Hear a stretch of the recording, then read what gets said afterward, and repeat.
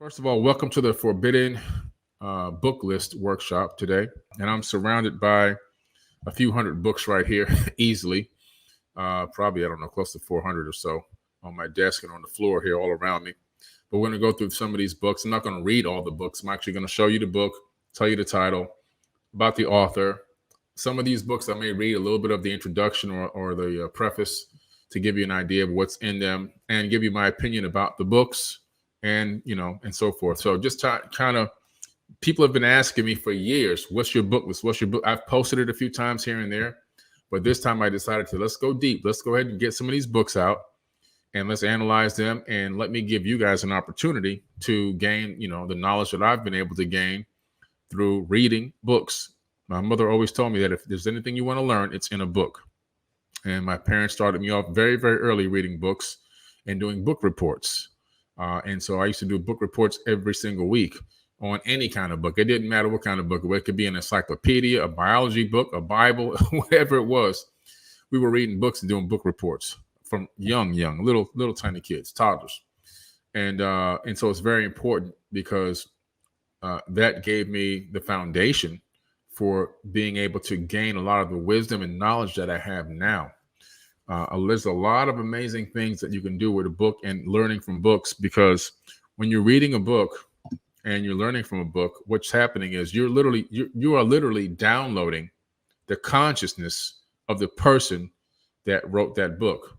They transferred their conscious light waves into energy that then dropped from a multidimensional thought wave pattern into a two-dimensional format, right? Writing in books, two-dimensional and one-dimensional, but sometimes you have pictures and drawings in a book, and sometimes you just have lines. So they took a multidimensional concept out of their mind from wherever they gained the knowledge, and then they converted it into 1 and 2D. And then you pick up a book, and then you open it up. A photon pings off of the page, hits your eye, goes to the back of your brain sorts it all out, and now you just literally downloaded the information from somebody else's mind. That's powerful stuff. All right, without further ado, let's talk about, you can see you can see one side of the books here, right? I was thinking about trying to organize them in all different kind of ways, and after I came to the realization that's going to be almost impossible. So I'm just going to go through the books as I can grab them and move them around and get them out of the way so I can keep going. All right. It's a lot. All right. Where are we going to start? Let's see. You know what? I just saw a book that I'm going to start with, because the very first post that I put on Instagram was a elongated skull, a Paracas skull. So if you go to my Forbidden Knowledge Instagram account and you scroll all the way, if you have enough patience, to scroll all the way to the very first post, you know what you're going to find? You're going to find an elongated skull.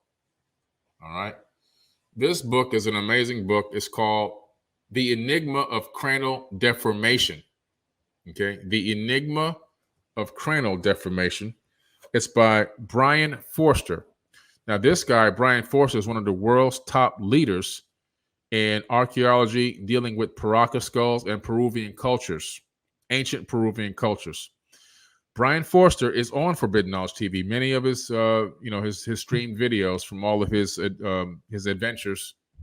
But now we're going to be doing some incredibly organized content with Brian, and he's invested hundreds of thousands of dollars of his own money in his own research, even paying for DNA tests on bodies that they found, mummies that they found.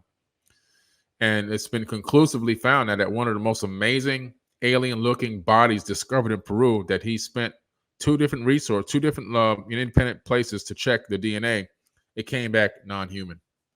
Okay, why isn't that on every single TV station right now? Why isn't that on every single news station? Okay, why? We know why. They don't want this information to become mass public knowledge. But look, guys, this book right here, The Enigma of Cranial Deformation. And what is important about this? What's important about this is you have certain cultures that have done cranial deformation because they want to look like the quote unquote gods, or these other people that were here. They weren't real gods. These were the Atlantean people, these Anunnaki that we call Atlanteans. And so when they left, they literally said, okay, the leaders of these tribes, so to speak, that were left behind, they said, you know what, to honor the gods, or to let people know that we are the royal ones in the bloodline, and we are the ones that were put in charge by these beings before they left, we're going to make ourselves look different. So only only the royalty were able to do this deformation. Now, what's interesting when you study and research this, and you look at Brian Forster's work, the skull deformation reduces cranial capacity. It makes your skull smaller. It narrows the skull in the back and actually reduces the amount of brain space, the amount of space for your brain. Right? It kind of really cramps up the area. But what Brian found was that a couple things in the Paraka skulls, he discovered that there was increased brain capacity because the skull was increased. The volume, there was more volume in the skull. That's huge. More volume in the skull, and in some cases, the Paraka skull had different numbers of parietal plates, whereas a human being normally would have 2 parietal plates. The Paraka skulls were only having 1 in most cases, which is pretty incredible. That's non-human. That's not normal. So again, this is an incredible book. The research here is field research done in person. Somebody got their hands dirty to get this information. You know, they went out in the field and worked. I respect that. That's what this man does. He goes out there and he spends thousands of hours in jungles and climbing mountains and in caves and everything else to get the knowledge and the wisdom and do the field anthropology the way it's supposed to be done, and then bring you the facts, not the mainstream garbage. Okay, so The Enigma of Cranial Deformation. Incredible book by Brian Forster. That's the first book. Seventh Planet, Mercury Rising by Gerald Clark. The late, great Gerald Clark. Man, Gerald Clark was a good friend of mine. Unfortunately, he passed away. He ended up developing a tumor in his hip, unfortunately, and it spread throughout his entire body. And I never forget the night before he died, he called me on WhatsApp and he told me goodbye. He knew he was leaving. But man, he left this here for the world. He is the person that really inspired me to write my book, Compendium of the Emerald Tablets. This book is based on Thoth, the Atlantean priest king. Okay, even though the cover kind of doesn't really allude to that. It's about the ancient Kemetic information and the ancient god named Thoth and the records that he left behind and a breaking down of them. But Gerald was an engineer. He was a genius, and he had many huge inventions that are responsible for the modern world that we're living in right now. And what's interesting is, so the way that he wrote this book, he wrote it in a way that is like beyond the beginner's level, and it's hard for a lot of people to digest, and it's a massive amount of information, right? And so I saw this book and I loved it. This is for the well-experienced and the people that have a good base of knowledge to digest and download. And I want to come with something that can really break the Emerald Tablets down for the beginner. So my book says Compendium of the Emerald Tablets, a beginner's guide. But let me tell you something. This book is power. Seventh Planet, Mercury Rising by Gerald Clark. Incredible book.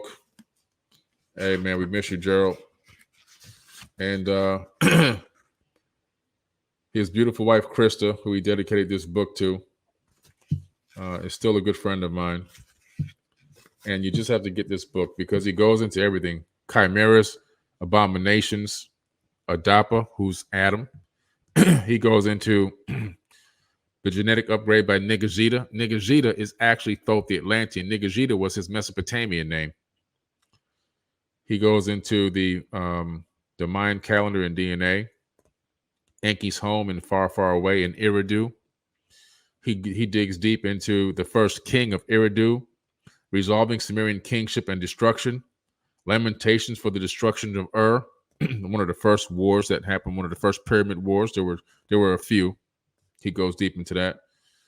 The flower of life, sacred geometry, slave energy transfer. He talks about how they were able to encapsulate our spirits and turn us into reincarnating slaves on this planet based off his knowledge that he's accessed in these tablets. the composition of man, the caduceus energy and the chakras. This is just incredible stuff.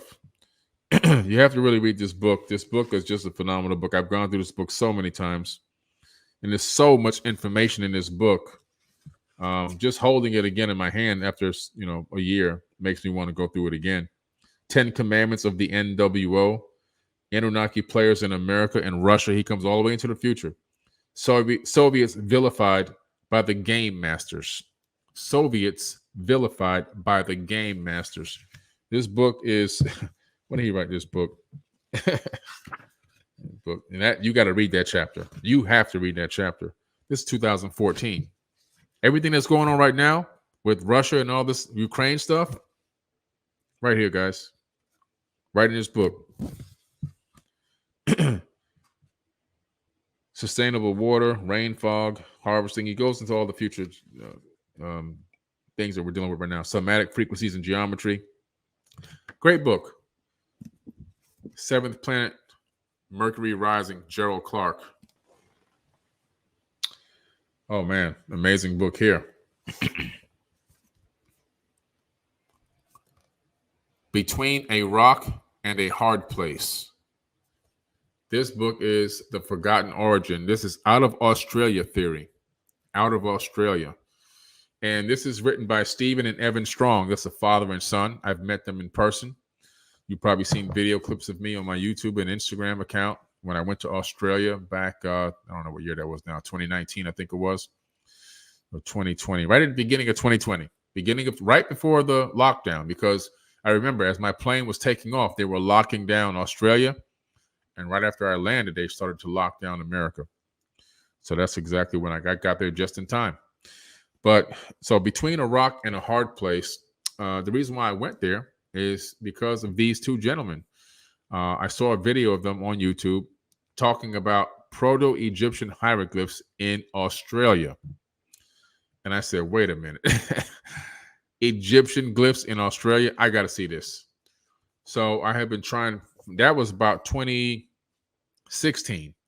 I couldn't make it in 16, couldn't make it in 17, couldn't make it in 18, couldn't make it in 19. I was like, I have to get there. When those fires started and I found out that those fires could overtake that area, I made it a priority and I got my butt over there. I went to the land down under and met up with them and some elders, and we went for a walkabout. And they took me down miles into the bush, and we came up to the location of this makeshift ancient Egyptian temple. One wall has Pleiadian hieroglyphs that nobody's been able to translate till this exact moment, and the other side has Egyptian glyphs. These glyphs have been sent, and all the evidence and information is in this book. They were sent to the Board of Antiquities of Egypt. They've been verified as Proto-Egyptian hieroglyphs. The patina inside the crevices of the glyphs has been dated to 5,000 years ago, 5,000 plus years. And so has the Pleiadian glyphs. They all have also been dated to 5,000 years, interestingly enough. So this is an amazing book. And what they're saying is that the ancient Egyptians would go to Australia, the Kemetic people, the Cometians, they would go to Australia to get knowledge and wisdom from the Aboriginal elders. They would trade knowledge and trade information. Primarily, most of the information and wisdom and knowledge came from the Aboriginals and went to them. About 500 years ago, it stopped because according to the records and according to the history that was given to us by the elders, two Egyptians 500 years ago, they came over and they were told not to touch the sacred. Everybody knew don't touch the sacred rocks. There's rocks there that are sacred. Some of these rocks, if you touch them, they'll actually kill you. Not the people will kill you, but the rock will kill you. These are some really incredible foreign elements. Some of these rocks are meteorites. Some of them contain different elements in them. But these rocks are sacred to the Aboriginals. And so these two Egyptians came and stole some of those rocks. I think two of the rocks. And then after that, Egyptians were completely banned from ever coming back to Australia. And that's when it ended. It ended about 500 years ago. What's interesting about these glyphs is there's pictures of UFOs in these glyphs. I don't know if you can see it here. That's one of them there. It's on this huge rock face, but there's about a dozen UFOs. There's one big mothership and a whole bunch of UFOs coming out of it. And it's pretty interesting. There's a story there. The reason why I went here is because there was a story that two brothers, Egyptians, left and went to Australia. Upon getting to Australia, one of the brothers got bit by a snake. And the other brother tried to save him, couldn't save him, ended up mummifying him right there. And the stone that he used as a mummification table is still there. He then talked about this. He etched it into the hieroglyphs, the whole story. That's how we know the story. He then left, took his brother back to Egypt, I guess, to, bury him. When I went to Egypt in 2014, that's how far back there. I was right. The first time I saw this video from them was 2013, because I went to Egypt in 2014. And in 2014, the story of him returning with his brother, I think it was at somewhere on the way to Abu Simbel, one of those places we stopped. And I was like, this is incredible. This story has closure to it, like it's a loop. They went there and came back, and the guy wrote this information down in both places. So I made it a big goal to get out there. But the out of Australia theory, where they're saying that the Aboriginal elders are stating that they were the first people seated on this planet, and that they were brought to this planet by the Pleiadians. That is their thousands and thousands of years handed down history, and that's what they still teach today, that they were brought here by Pleiadians from the Pleiadian star system, that they were seeded on this planet, and that Earth is a seed colony. It's an abandoned seed colony now, okay? Between a rock and a hard place. Stephen Strong, Evan Strong. Another incredible book by a good friend of mine, David Hatcher Childress. You might have seen him on a lot of TV shows. You've probably seen him on Ancient Aliens for the last 17 years or whatever, however long it's been out, right? And this is Technology of the Gods, Incredible Sciences of the Ancients. And what's great is he does a phenomenal job of cataloging all these technologies that are attributed and accredited to ancient peoples, primarily out of the land of Chem. And, chapter 1, the enigma of ancient technology.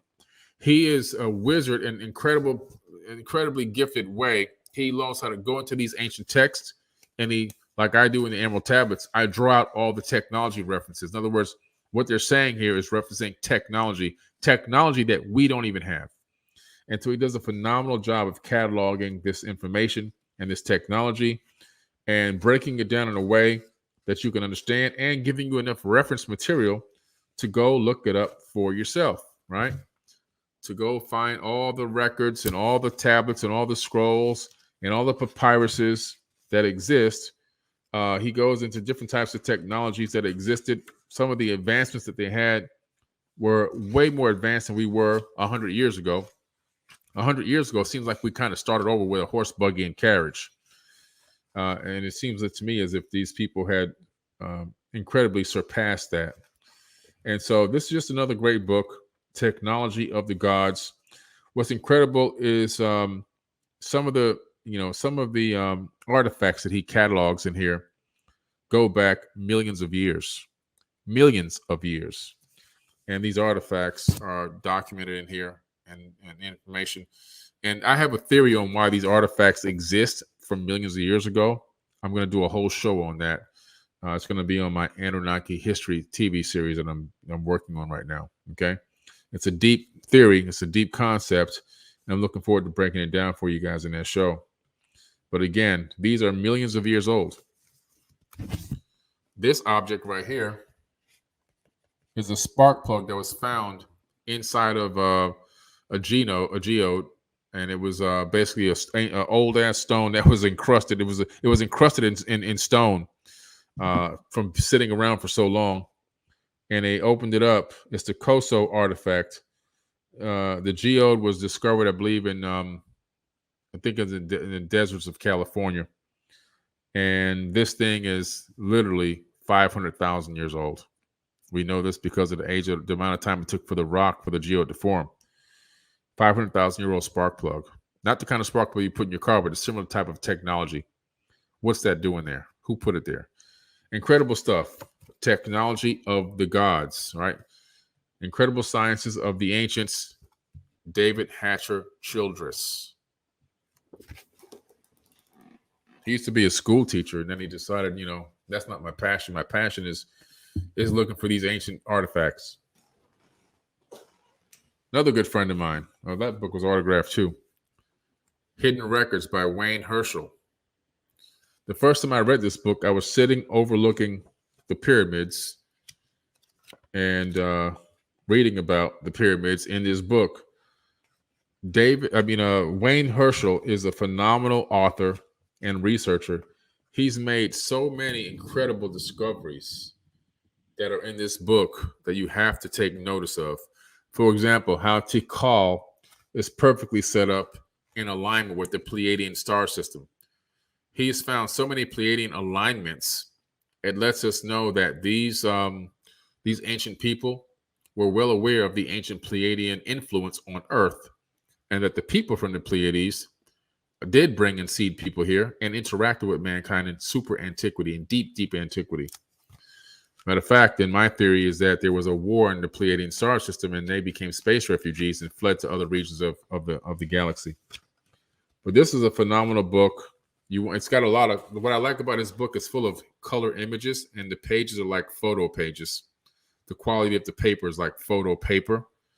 You can learn so much. This book shows all the true hidden records and makes the right alignments and correlations that'll blow you away from all around the world. Okay, Hidden Records, Wayne Herschel. Incredibly heavy book, even though it doesn't look like it would be, because the paperweight is so heavy.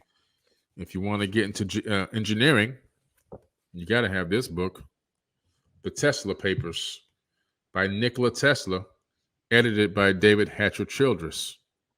So David Hatcher Childress got his hands on the Tesla Papers, and he broke it down for you in this book. This is a great engineering book. Anybody who wants to engineer any kind of level of technology by Tesla that was created by Tesla himself, it's in this book. A lot of my concepts and ideas and inventions came from where? Came from this book. The Tesla Papers. Nikola Tesla on free energy and wireless transmission of power. You got to check it out. It's by Nikola Tesla and edited by David Hatcher Childress. The book itself is by Nikola Tesla. When people say he didn't leave anything behind, they're lying to you. All those TV shows where they say, oh, everything's gone. We don't have any record from Tesla. The government just took his papers. There's nothing left to see. No. The Coral Castle. I've been there many times. The mystery of Edward Leedskalnin and his American Stonehenge. He built this in Miami, Florida. It's kind of a glossy cover here. I try to keep it in this plastic. But it's a Coral Castle. All right. It's an incredible account. And I've been there many times to the Coral Castle in Miami. This gentleman who's only about Edward Leedskalnin, he was only about 4'11". He might have weighed 105 pounds. And according to his claims, his exact words, he learned the ancient Egyptian techniques for cutting stone and lifting massive blocks. He used that technique to build a castle in Miami, Florida, in Coral Gables, made out of coral. Massive megalithic blocks of coral that he did, or he cut them all himself. He brought them to that location and built the entire castle all by himself. And he did this in what we would call now more modern times, right? About 5 decades ago. And what's incredible is, actually no more than that now because I'm older. So this is probably about 6 decades ago now. But anyway, the children would hear him whistling, and he would when he whistled, they would see blocks levitate. There's an incredible ancient Sumerian cylinder scroll that shows one of the Anunnaki gods sitting down on top of what looks like a box, but that box has the symbols on it for magnetism. And then it has this arching, I guess you want to call it tripod coming out of it. And underneath that, it looks like something like a wheel with lines, but that's not a wheel with a line. It's a frequency. The same type of apparatus was discovered at Coral Castle. It's a tripod with a black box at the top and a wheel at the bottom that has gigantic bar magnets on it that you have to crank manually by hand. In this cylinder scroll, the humans that are holding up a stone table, one human is holding a stone table with one hand underneath that frequency symbol, and the two humans behind him are whistling. This man really did learn the secrets. And so that book is amazing. It goes into some of the science and his theories behind how he was able to build the Coral Castle. Another good book by Chris H. Hardy, PhD, Wars of the Anunnaki, Nuclear Self-Destruction in Ancient Sumer. I told you guys about there were wars, and wars on Mars. Now we know that there were wars here on Earth in ancient times. Why? We have the evidence in a couple of ways. The first way we have the evidence is we have the xenon, weapons grade. We have sand turned to glass, which requires 3,000 plus degree temperature. And we have vitrified buildings. And in Mohenjo-Daro, we have a fourth piece of evidence where we have the bodies of the people that were killed by the nuclear blast still laying in the street today, right now as we're speaking, holding hands. Their bodies are laying there with higher than level background radiation. And clearly there's no evidence of any animals scavenging on the bodies, because even the animals know it's no good. So that was an ancient war in Mohenjo-Daro in the Indus Valley in ancient times, a nuclear war that literally killed people where they were standing. You can find evidence in this at Giza in Egypt. If you go to Egypt and you're in that area where you're like in the desert area and you start putting your hand in the sand and scooping up big balls of sand, eventually you're going to pull up a ball of glass. Now, what they do with those balls of glass now is they turn them into scarab beetles art to honor the gods of war, because that glass was made by an explosion. That's why you see that whole area turned into a gigantic swath of desert and the Nile dried up over there. Yeah, it happened because of war. That's what really happened, guys. That's how it got like that, because the Nile used to run right up to the side of the pyramids. Now that place is a wasteland. Okay. Pretty interesting. So, but again, the evidence is all around us. Wars of the Anunnaki, nuclear self-destruction, which they talk about inside of the tablets. There's a famous cylinder scroll showing an Anunnaki god dropping a nuke on a city. Chris Hardy, okay, PhD. Check it out.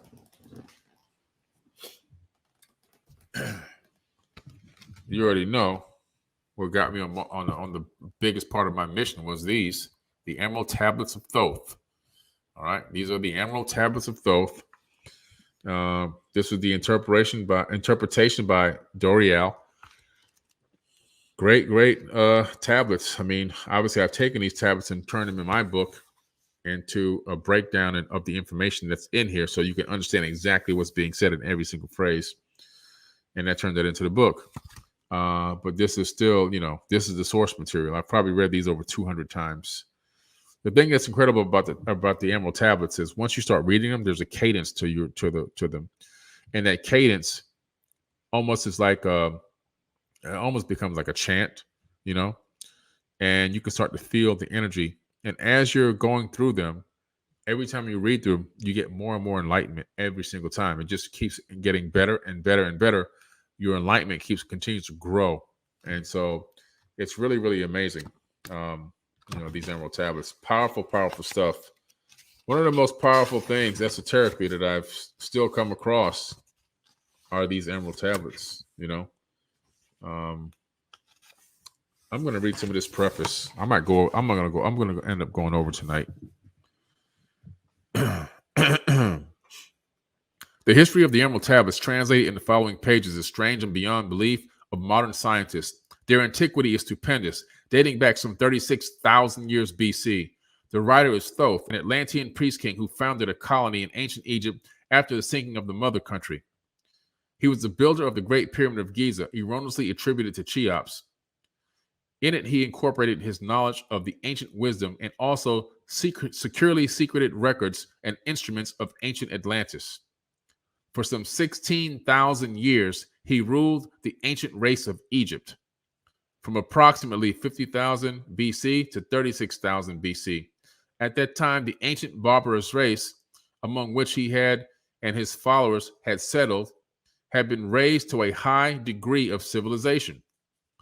Thoth was an immortal. That is, he had conquered death, passing only when he willed, and even then, not through death. His vast wisdom made him ruler over the various Atlantean colonies, including the ones in South and Central America. When the time came for him to leave Egypt, he erected the Great Pyramid over the entrance to the great halls of Amenti, placed in it his records, and appointed guards for his secrets from among the highest of his people. In later times, the descendants of these guards became the pyramid priests, while Thoth was deified as the god of wisdom, the recorder by those in his age of darkness which followed in his passing.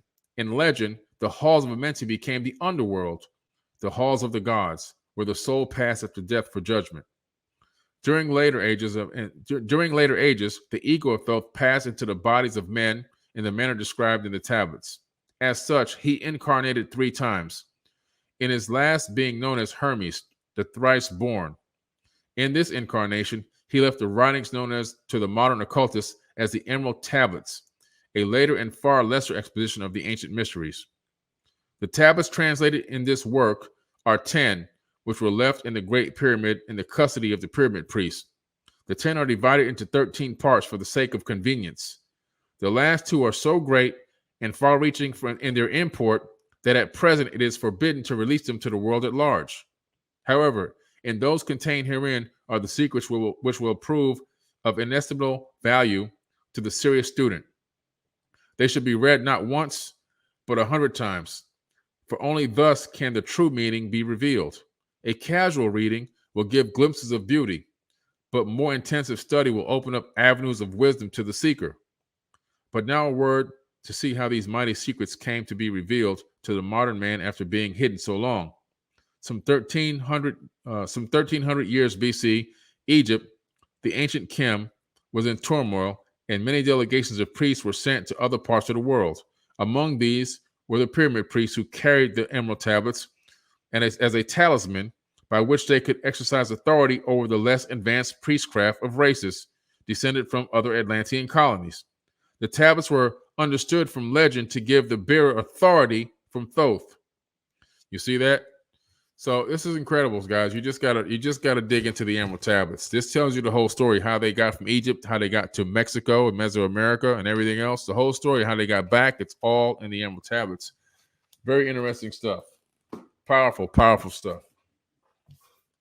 All right. Graham Hancock, Fingerprints of the Gods. Okay. Another tome of information. I mean, he really goes deep into ancient civilizations, and one of his most famous quotes, obviously, that human beings or mankind is a species with amnesia. We've forgotten who we were and where we came from. And this book was one of many of his bestsellers. It goes deep into who we are and where we came from. And of course, the majority of all this always centers around ancient Egypt and the land of Kem. You know, incredible book. You don't want to miss out on this book. It's just an incredible amount of information, well written. Graham Hancock, Fingerprints of the Gods. Okay. Ooh, let me pull this one down. This is my Folio Society edition. Now, these are pretty expensive. Trying to move this over here. These are heavy. Goodness. Folio Society. Okay. So we have the Persians, the Egyptians, the Hittites, and the Babylonians in this series here. Folio Society. This set right here cost me about $700. These are super classics. Super classics. These books are so super classic that when I go to read them, I put on soft gloves so I don't destroy the I don't want the acid in my fingertips to destroy the ink and the paper. Now, these books go deep into the history, okay? They go deep into the history. Empires of the ancient Near East, but they go deep into all the cultures, all the information, all the historical events. They document they document everything very well, all the sources, everything. It's just an incredible tome of information. in this series right here. Okay. And I mean, this is what they should be teaching everywhere. Ouch. Now, there's a few additional pieces that go along with it that I had to get. The Aztecs. Okay. Again, this is I keep them covered, man. This is powerful stuff. It goes deep into the Aztecs. You find out how the Aztecs stumbled across that whole Teotihuacan complex. The Aztecs didn't build pyramids. The Aztecs didn't develop technology. The Aztecs didn't do anything that's down there. You know what they did? They acquired what was already there. The Aztecs had an explosion. Their volcano exploded in the valley where they lived and destroyed their valley. They then had to go on a mission to find a new place to live. They stumbled across Teotihuacan, where the Mayans were. But the Mayans were already pretty much gone. So the Aztecs took over and just moved right on in. But they got their hands on a lot of the information there, and began to worship it because they realized it was something greater than they can ever achieve. But the Aztecs, powerful stuff. We have the Incas. Okay. There's a trail in Peru. It's called the Inca Trail. It takes 3 days. And I remember, the Inca Trail, doing the Inca Trail. And you have to get Sherpas. And then the Sherpas, they get your tent and your cooking and your pots and pans and your makeshift bathroom supplies and everything you need to survive out in the wilderness. And they literally run ahead of you. This group of guys, they run with all this equipment and they go ahead of you and you walk as fast as you can. By the time you get to the next stopping point on the Inca Trail, they've already got the tent set up, the food's cooked, everything's ready, your toiletries, everything you need to, your beds are already made and everything else. It's an incredible thing. It was a 3-day Inca Trail. To do the whole Inca Trail is 3 days, but going deep into the Incas is incredible knowledge and information. They had retained some of the information of the ancient Atlanteans until their civilization kind of ended. But powerful stuff. The Mayans. Okay, the Mayans, Folio Society, the Mayans. What you find about the Mayans is pretty interesting. They themselves didn't build Teotihuacan either. When they got there, it was already there. Now, what the Mayans did was they named that area Teotihuacan. They gave the name to Kukulkan. That name was something that they made up. They didn't know it was Thoth. They didn't know who it was. They just knew that this was incredible. What they stumbled across was absolutely incredible. That's why you would see that the Mayans, they didn't build any pyramids. You would see them ripping people's hearts out and throwing virgins into shafts, trying to get it to the gods to make it rain and all this kind of crazy stuff. How can somebody be that barbaric and be that high tech? The answer is they can't. These Mayans inherited what was already there. They stumbled across the same area where the Teotihuacans had already been gone for whatever reason. They were out of there. The black Olmecs that came along with Thoth from Egypt, the land of Chem, to kickstart civilization over there. He was told by his dad to get out of Egypt and go build this civilization and take the Olmecs with you. And that's exactly what he did. The Mayans didn't build anything. They just moved into what was already there.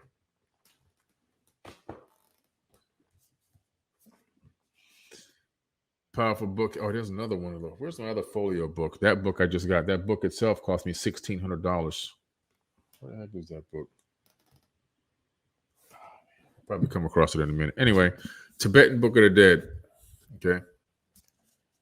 Tibetan Book of the Dead. His Holiness, the Dalai Lama. Now, obviously, this is a retranslation, right? This is the first complete translation, which is why I like this one. That's the whole thing. You see, first complete. I've had partial translations before, but this is the whole complete translation. The first one. This is the very first one. The Tibetan Book of the Dead. A lot of people don't even know this book exists. This book is super powerful stuff. You want to get into this book. It's going to take you into a lot of deep information And you're going to see where a lot of religious tones took from this text. Let's see if I can find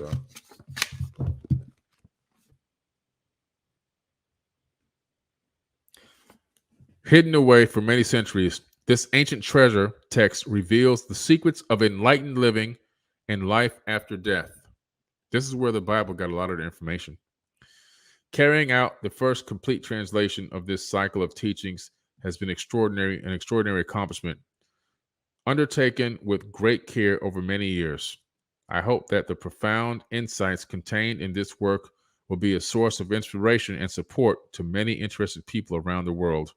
His Holiness the Dalai Lama. I'm just telling you, this book is super deep. And like I said, you're going to find when you read this, oh man, I understand where this stuff came from now. Powerful stuff.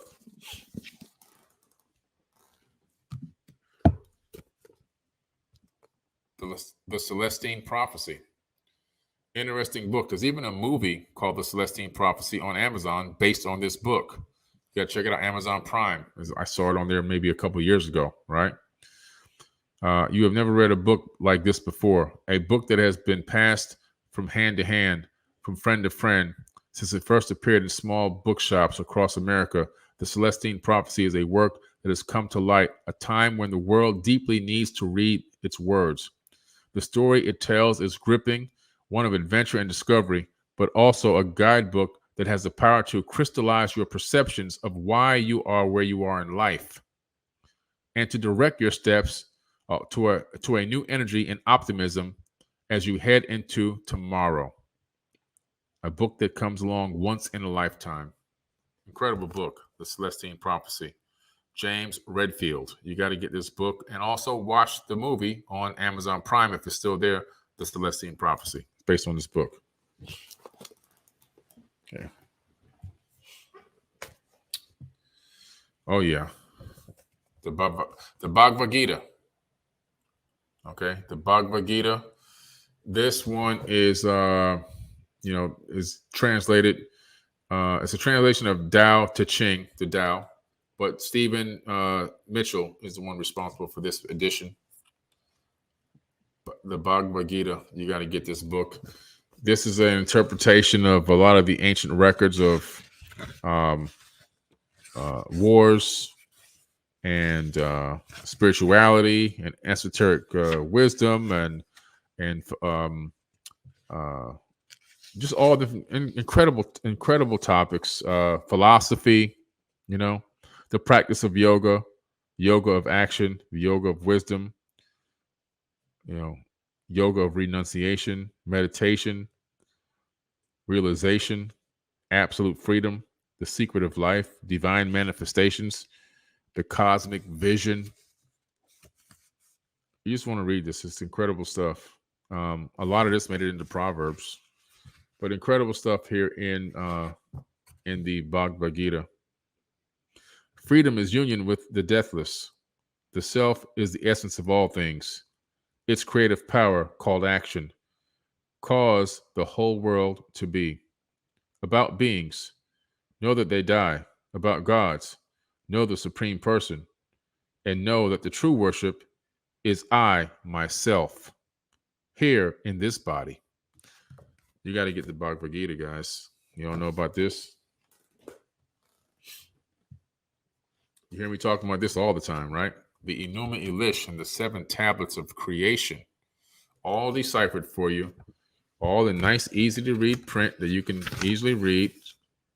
All right, you don't have to read the cuneiform form anymore. We got the translations for you. You can get this on Amazon. Enuma Elish. All right. It's incredible because this is the majority of the Old Testament in this.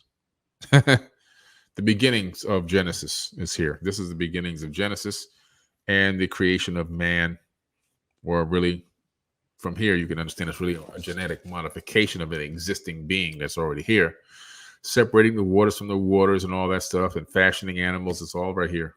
It's all right here, guys. This even tells you how the solar system was created and how Earth came to be and how we got our moon. Okay. Powerful, powerful stuff.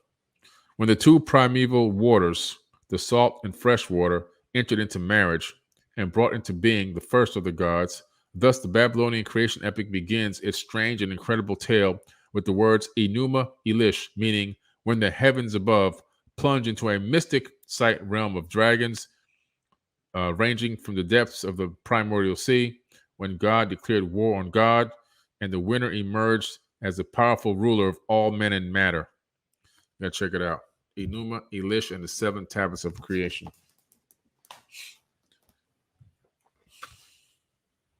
Oh, you got to get the Atrahasis. This is the deciphered Atrahasis.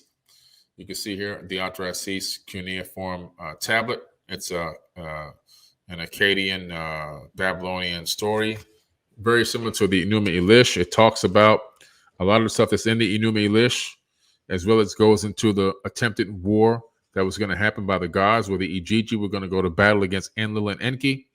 And then an agreement was made to create a slave. It also goes into, that the fact that they took women back with them. The sons of God made it with the daughters of men. That's in this book too, guys. But this is thousands of years older. Okay, thousands. Enki responds to Atrahasis. Atrahasis was a person. This is just an incredible tale. And what I like about it, to me, these stones are closer to the truth than anything we got. These stones. Man, my books are collapsing over there. I was trying to prevent that from happening. The Gospel of the Holy 12. The Gospel of the Holy 12. This is a rewrite version of it, but it's the same information. This tells you where Jesus was when he disappeared out of the modern day Bible. At the age of 12, Jesus disappears out of the Bible. He doesn't exist anymore in the Bible. Well, he goes to Egypt. When he left out of the Bible, he entered into there. These are the accounts of Jesus, Yeshua, which is his real name, where he went.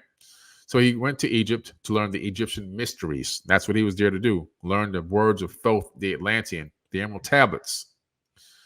From there, he went to Tibet to learn Reiki healing, Qigong, healing with his hands, energy healing.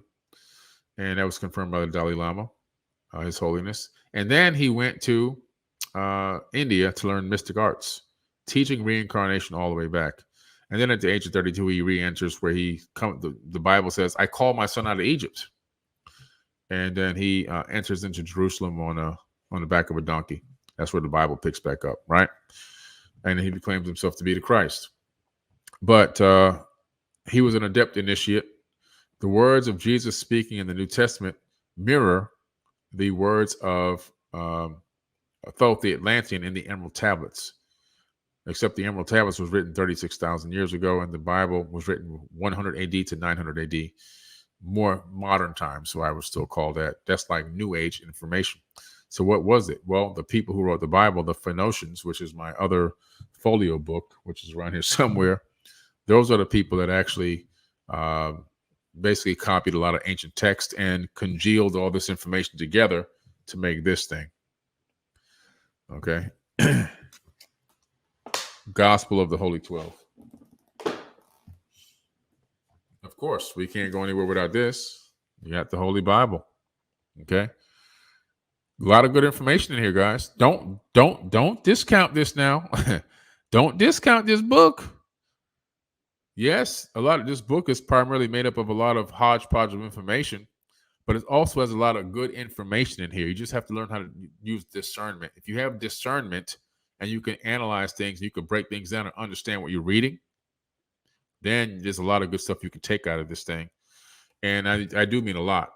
There's a lot of stuff that's contradictory in here as well, because at some points it's talking about the creator of the universe. At some points it's talking about human beings that are masquerading as gods. However, there are some good things that you can take out of this and apply to your life.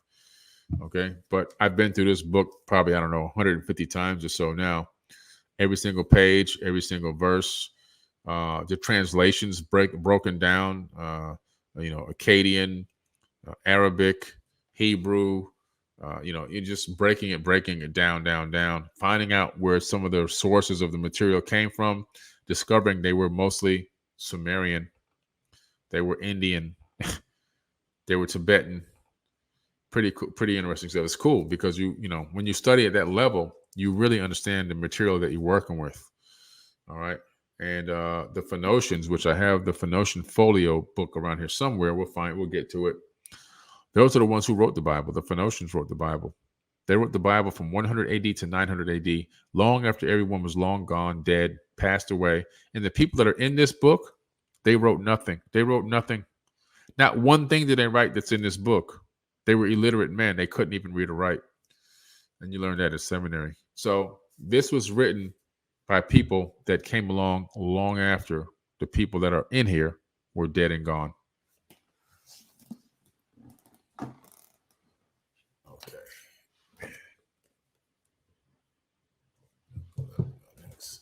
Well, since we're talking about the Bible, here's a good book. Ancient Aliens in the Bible. Okay. By Zvant Hayes. Ancient Aliens in the Bible. I've documented a lot of UFOs in the Bible, and I've talked about them in workshops before, even on this TV network. There's the whole thing that I've done on this. And here he does a great job of breaking down all of these ancient aliens that exist in the Bible, where they're being referenced as aliens and fallen angels and all these other things and Nephilims and everything else. But he's breaking down and making the correlation so that you can come up with your own hypothesis. But I think he does a phenomenal job breaking it down, all the different verses, and breaking everything out with the sources and everything else. Ancient aliens in the Bible, because these aliens, these angels were aliens. Hazazel and all of them that came down and taught Enoch how to make weapons of war. And all these angels that had to put on clothing to go fight. They had to put on military gear to go to battle. And they had to have swords and all kind of stuff to go to battle with the humans. In the Bible, in the good old-fashioned Bible, they were having sex with women and men. They were getting drunk. Yeah, these were people. They weren't aliens. They weren't angels. They were aliens. Another good book by Barry Downing. Barry Downing is The Bible and Flying Saucers. Does a real good job of breaking down. Barry does a real good job of breaking down all the different verses that seem to be talking about UFOs or UAPs or whatever you want to call it, things that are unidentifiable, that to the people, they didn't have the verbiage, they didn't have the vocabulary to describe what they were seeing. They tried their best with the words that they had in their vocabulary. But what they were trying to do was describe what we would call today a UFO.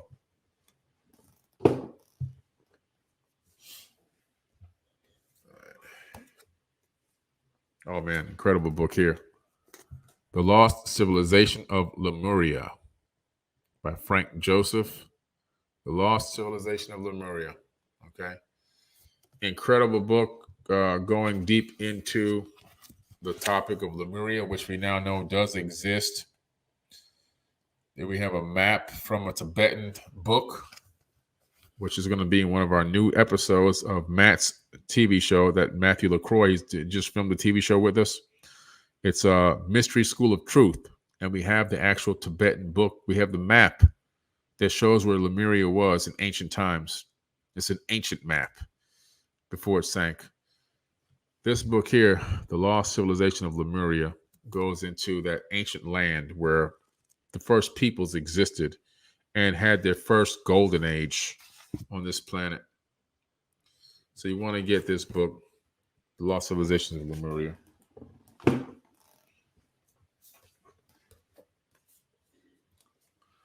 Sometimes, this is a little bit off of the ancient stuff, but some of you may have heard that the first book I ever read was a novel when I was a very small kid, just barely a toddler. I read this book. You've heard me say it before, The Sea Wolf by Jack London. Okay. This is my very first book that I ever read, The Sea Wolf by Jack London. First novel. I mean, I've read kids' books, but this was my first novel, first real book that I ever read. And of course, the original was chewed up and torn up. So I ordered a new copy of it. And this version of it is larger. The original was much smaller and much thicker.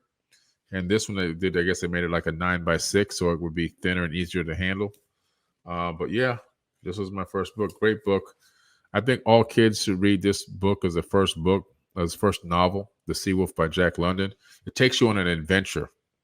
It takes you on an incredible, I don't want to, tell the story, but it's an incredible adventure of a guy who ends up at sea and in a tumultuous ocean, and he's got to overcome some problems.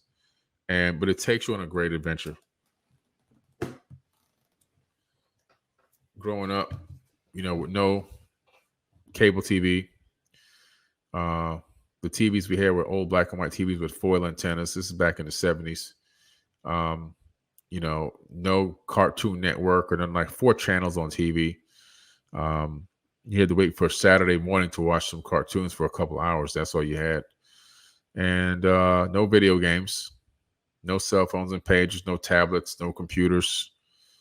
Reading books was a way to escape through consciousness. Powerful book. This is a book I keep by my bedside, Quantum Physics and the Power of the Mind. Nancy Patterson. Quantum Physics and the Power of the Mind by Nancy Patterson. If you wanted to start getting into quantum physics and learning about the power of quantum physics and how it interacts with consciousness and spirituality, you have to start off with books like this. It's going to take you, some of the words will be a little sciencey, but you can look them up. But it's going to take you in a way, it's going to take you in a way that you can grasp the majority of the information. Right? Somebody just starting out. And what I love about this book and some of the other ones I have, they're very short. They're very small books, quick and easy to go through, but you can go through them over and over again as you gain more knowledge. And then you go back and go, oh, okay. You might hear like the photoelectric effect, and you might be reading about it and Einstein's explanation and how it's linked to different things. But then you may go, okay, or you may take some time a week later and go research the photoelectric effect and then come back and read this again with a better level of understanding. Okay. Time in quantum physics, and you learn about what time is and how time doesn't exist and everything else. You learn some of the physics symbols, and what they mean, so that when you're looking at something like a TV show or a movie or another book that has some of these mathematical symbols in it that have to do with physics, you understand exactly what you're looking at. And you understand, Einstein, Roentgen bridges and wormholes and portals and everything else. And you can see how they begin to be linked to things in the ancient past. Just an incredible little easy book, Quantum Physics and the Power of the Mind.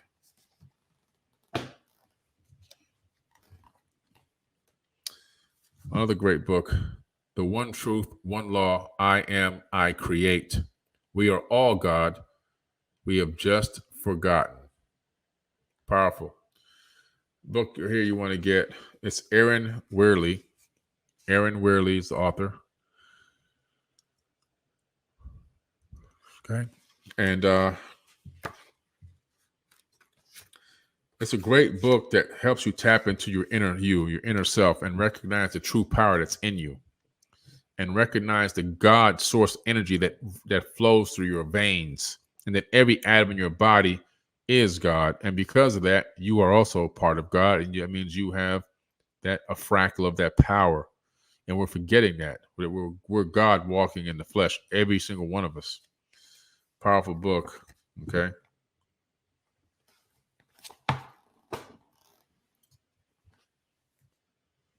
Okay. What was Jesus, Yeshua, aka Yeshua, learning in Tibet? Reiki healing. Reiki healing. Okay. This is my book here, Reiki Healing for Beginners. David Philippe. Unlocking the secrets of aura cleansing and Reiki self-healing.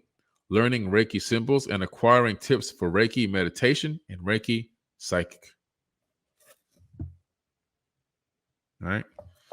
Good book. You want to get this book, Reiki Healing for Beginners. David Philippe. All right. You're going to learn all the different techniques. You're going to learn the positions, how to hold the hands, what the different mudras are and what they mean. It's well done. It's just enough information to get you started and going and get you hooked on learning more, learning about the stones and the chakra systems and everything else and how the energy moves through the body. Good stuff.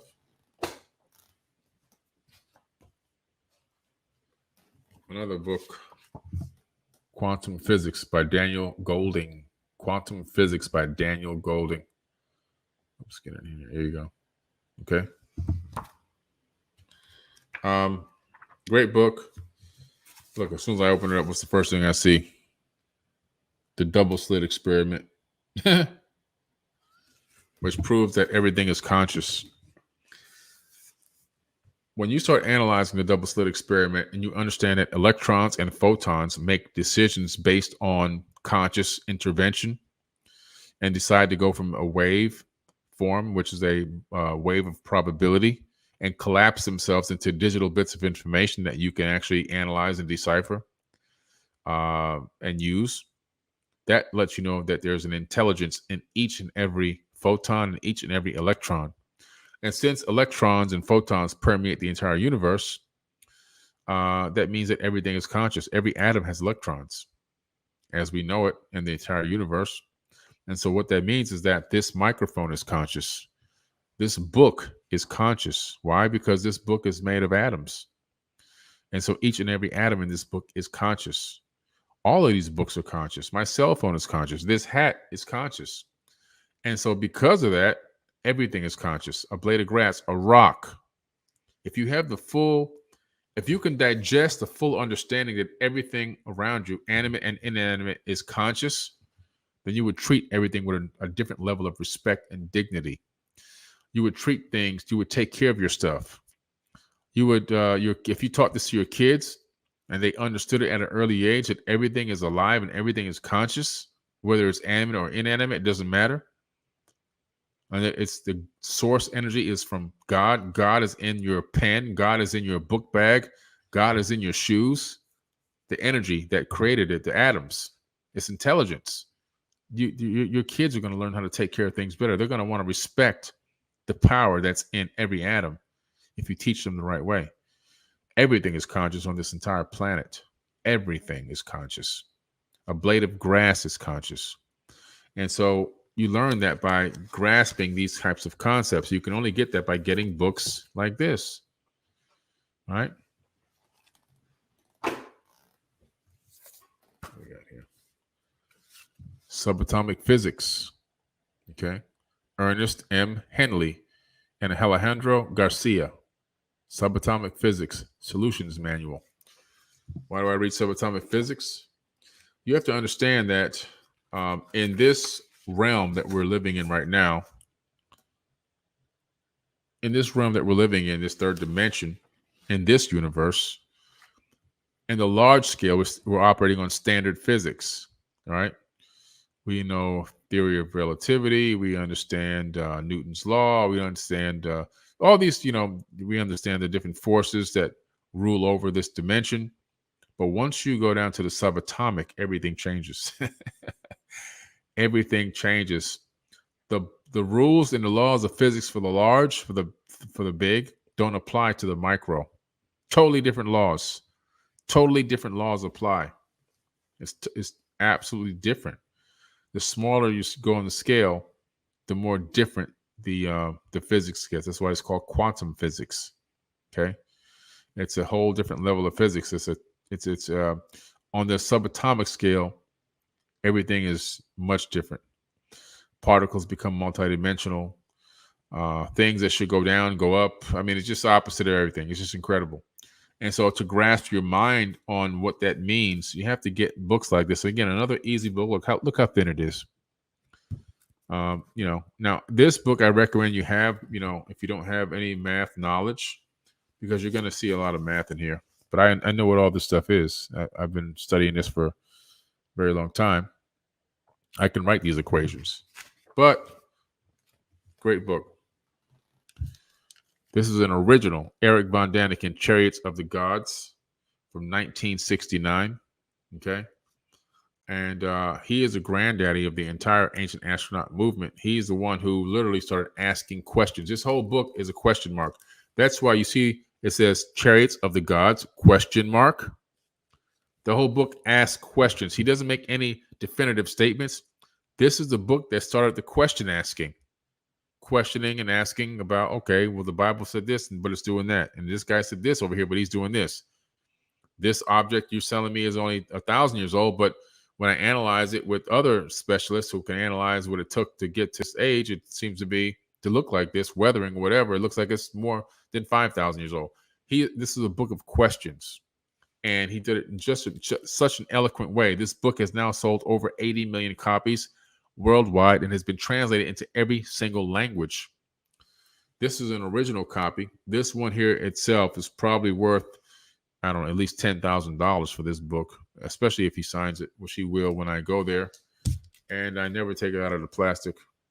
Super duper duper classic, 1969. The Zen Masters of Japan. The Zen Masters of Japan, the Second Step East. Okay. Richard Bryan McDaniel. Great book. I was just in here. Let me see where I ended up here. What's this bookmark I got? Let's see where I was. It would be natural for a young man tormented by the issues that obsessed Basao to be drawn to enter one of the monasteries that's common throughout Japan. The form of Buddhism with which his family was most familiar was Rizani Zen, which had been adopted as the semi-official religion of the samurai class. This is a great book, just reading about these Zen masters. And it gives you an insight into these ancient samurai cultures and these ancient wisdom keepers of Japan, and how they understood the art of war, how they understood empathy, how they understood the balance between peace and war, and how to maintain a certain zen in your physiology when going through tumultuous times. Just a great book. The Zen Masters of Japan. Powerful stuff. You got to check it out.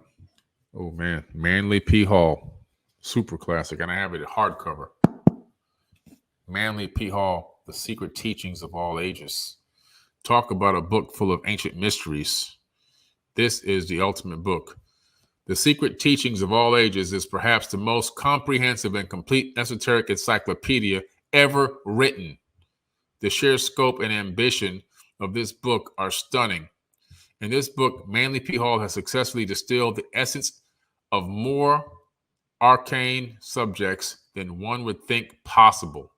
Rosicrucianism, and other secret societies, alchemy, cryptology, Kabbalah, tarot, pyramids, the zodiac, Pythagorean philosophy, masonry, gemology, Nicholas Flamel, the identity of William Shakespeare, the life and teachings of Thoth Hermes Trismegistus, the Kabbalah, the Hermetic legend, the tree of the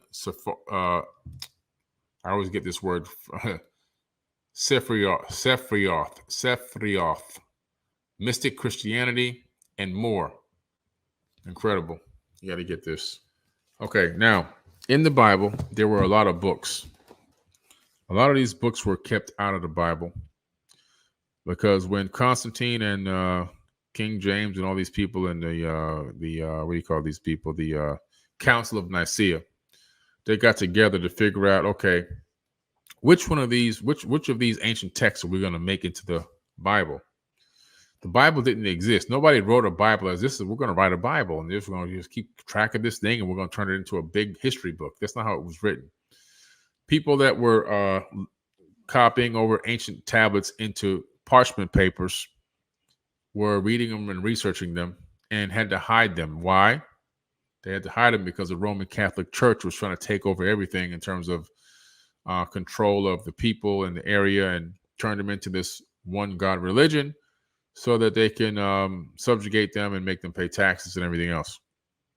So people would go and copy over these ancient tablets onto these papers, and they would stuff them away into different jars and vases and things like that.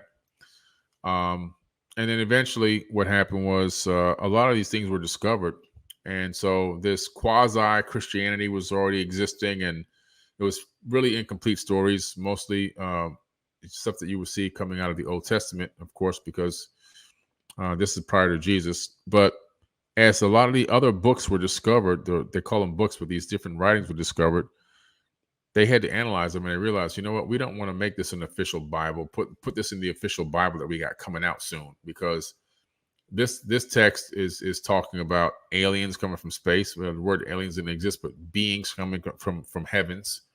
It just was talking about sky ships that existed and different planets that they would go to. It was too much information.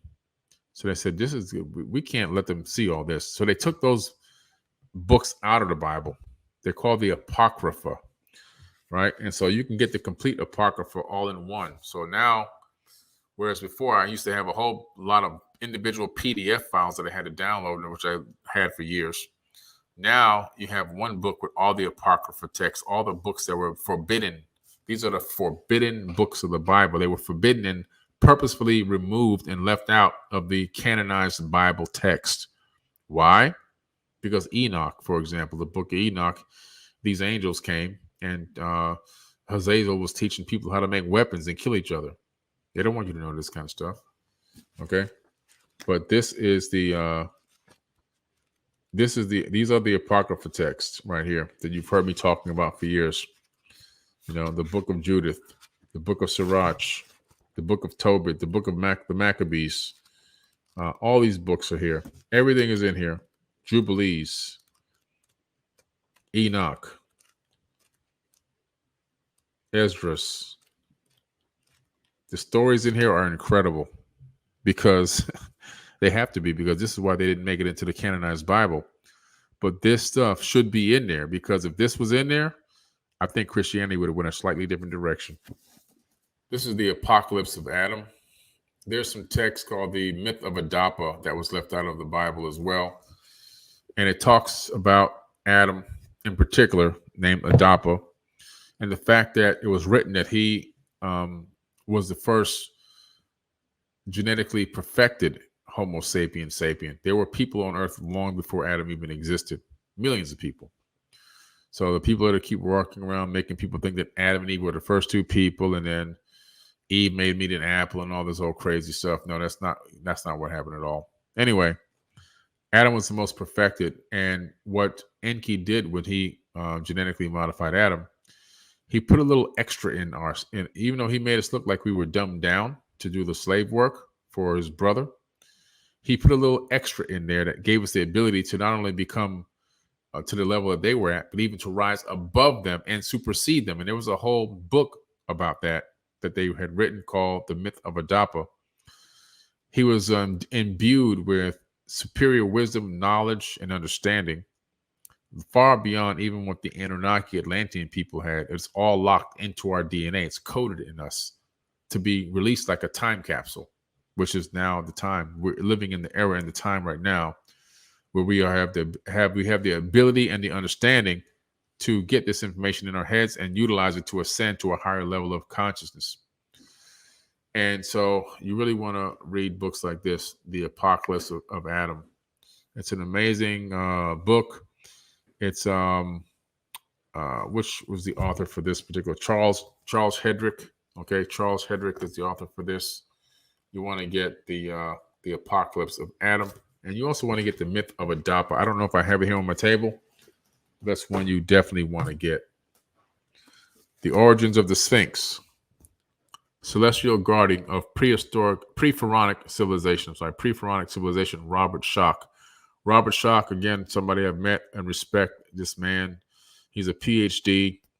He's put his career on the line to study this information and come out with the information, come out with the understanding that the Sphinx is far older than mainstream has told. He's gone against the grain, against his own scientific peers in anthropology and archaeology. And he's standing his ground and just an amazing man to be able to do that.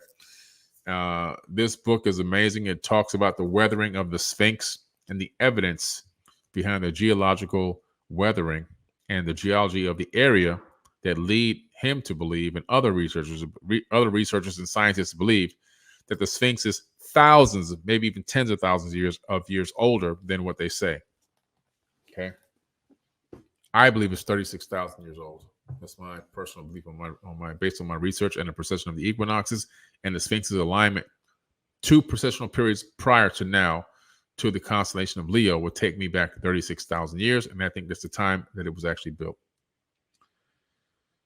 Okay, another great book by Robert Schoch, Forgotten Civilization: The Role of Our Solar Outbursts in Our Past and Future.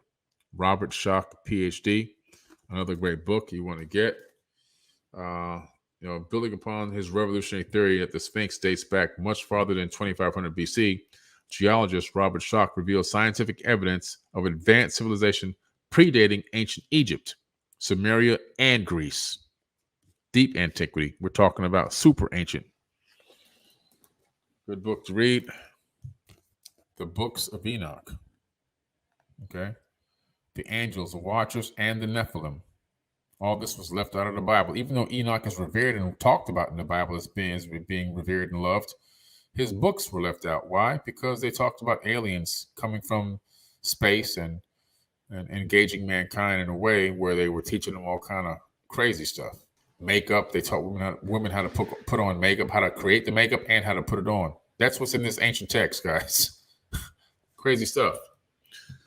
But this is powerful stuff here. You find out all about Enoch. You find that he had an appointed time to go to space. He was never abducted. Nobody came and beamed him out of here and said he was never coming back.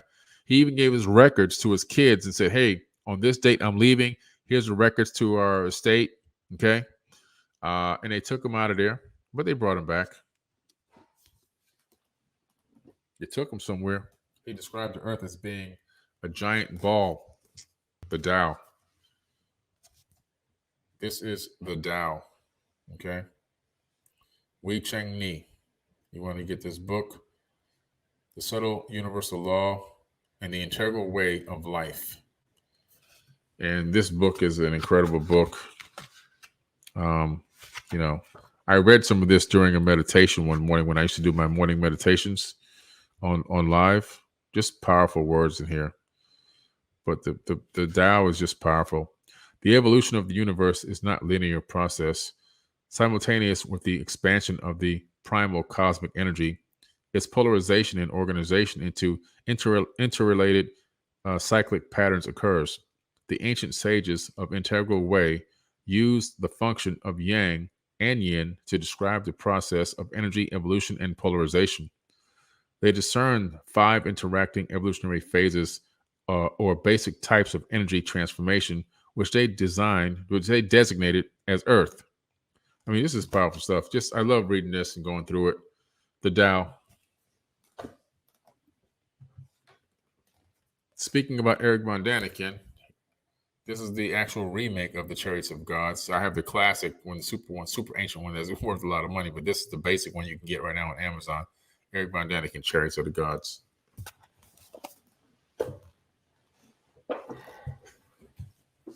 Okay.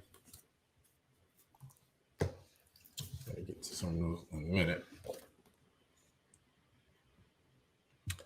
I was talking to you about the scientists that found out about the xenon on Mars. This is from John Brandenburg, PhD. He's a scientist, and he discovered that there was an ancient war on Mars, an actual nuclear war, okay? The terrible truth, Mars was actually Earth-like for most of its geologic history. Mars supported a massive and evolving biosphere. Mars was racked by a mysterious and astonishing nuclear catastrophe. We are biologically, culturally the children of Mars. In life and death on Mars, Brandenburg goes boldly where no human has gone before. He's talking about things like our cycadic rhythm. Our human cycadic rhythm is more tuned to Mars' rotation on its axis than Earth. We're more tuned to the Mars day-night cycle than Earth day-night cycle. We actually perfectly align with Mars. Pretty interesting. And that's real science. That's actually what they teach you in biology in university. Pretty interesting. But he has all the evidence and all the science evidence for the war. Okay.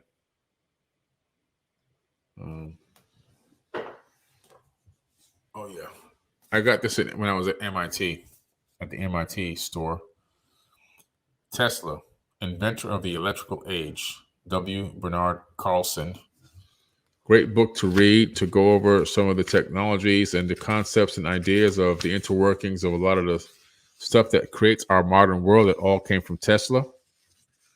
And what I like about this book, as you go through it, it gives you, or gave me, a lot of ideas for a lot of new inventions and ways even to improve on things that already exist.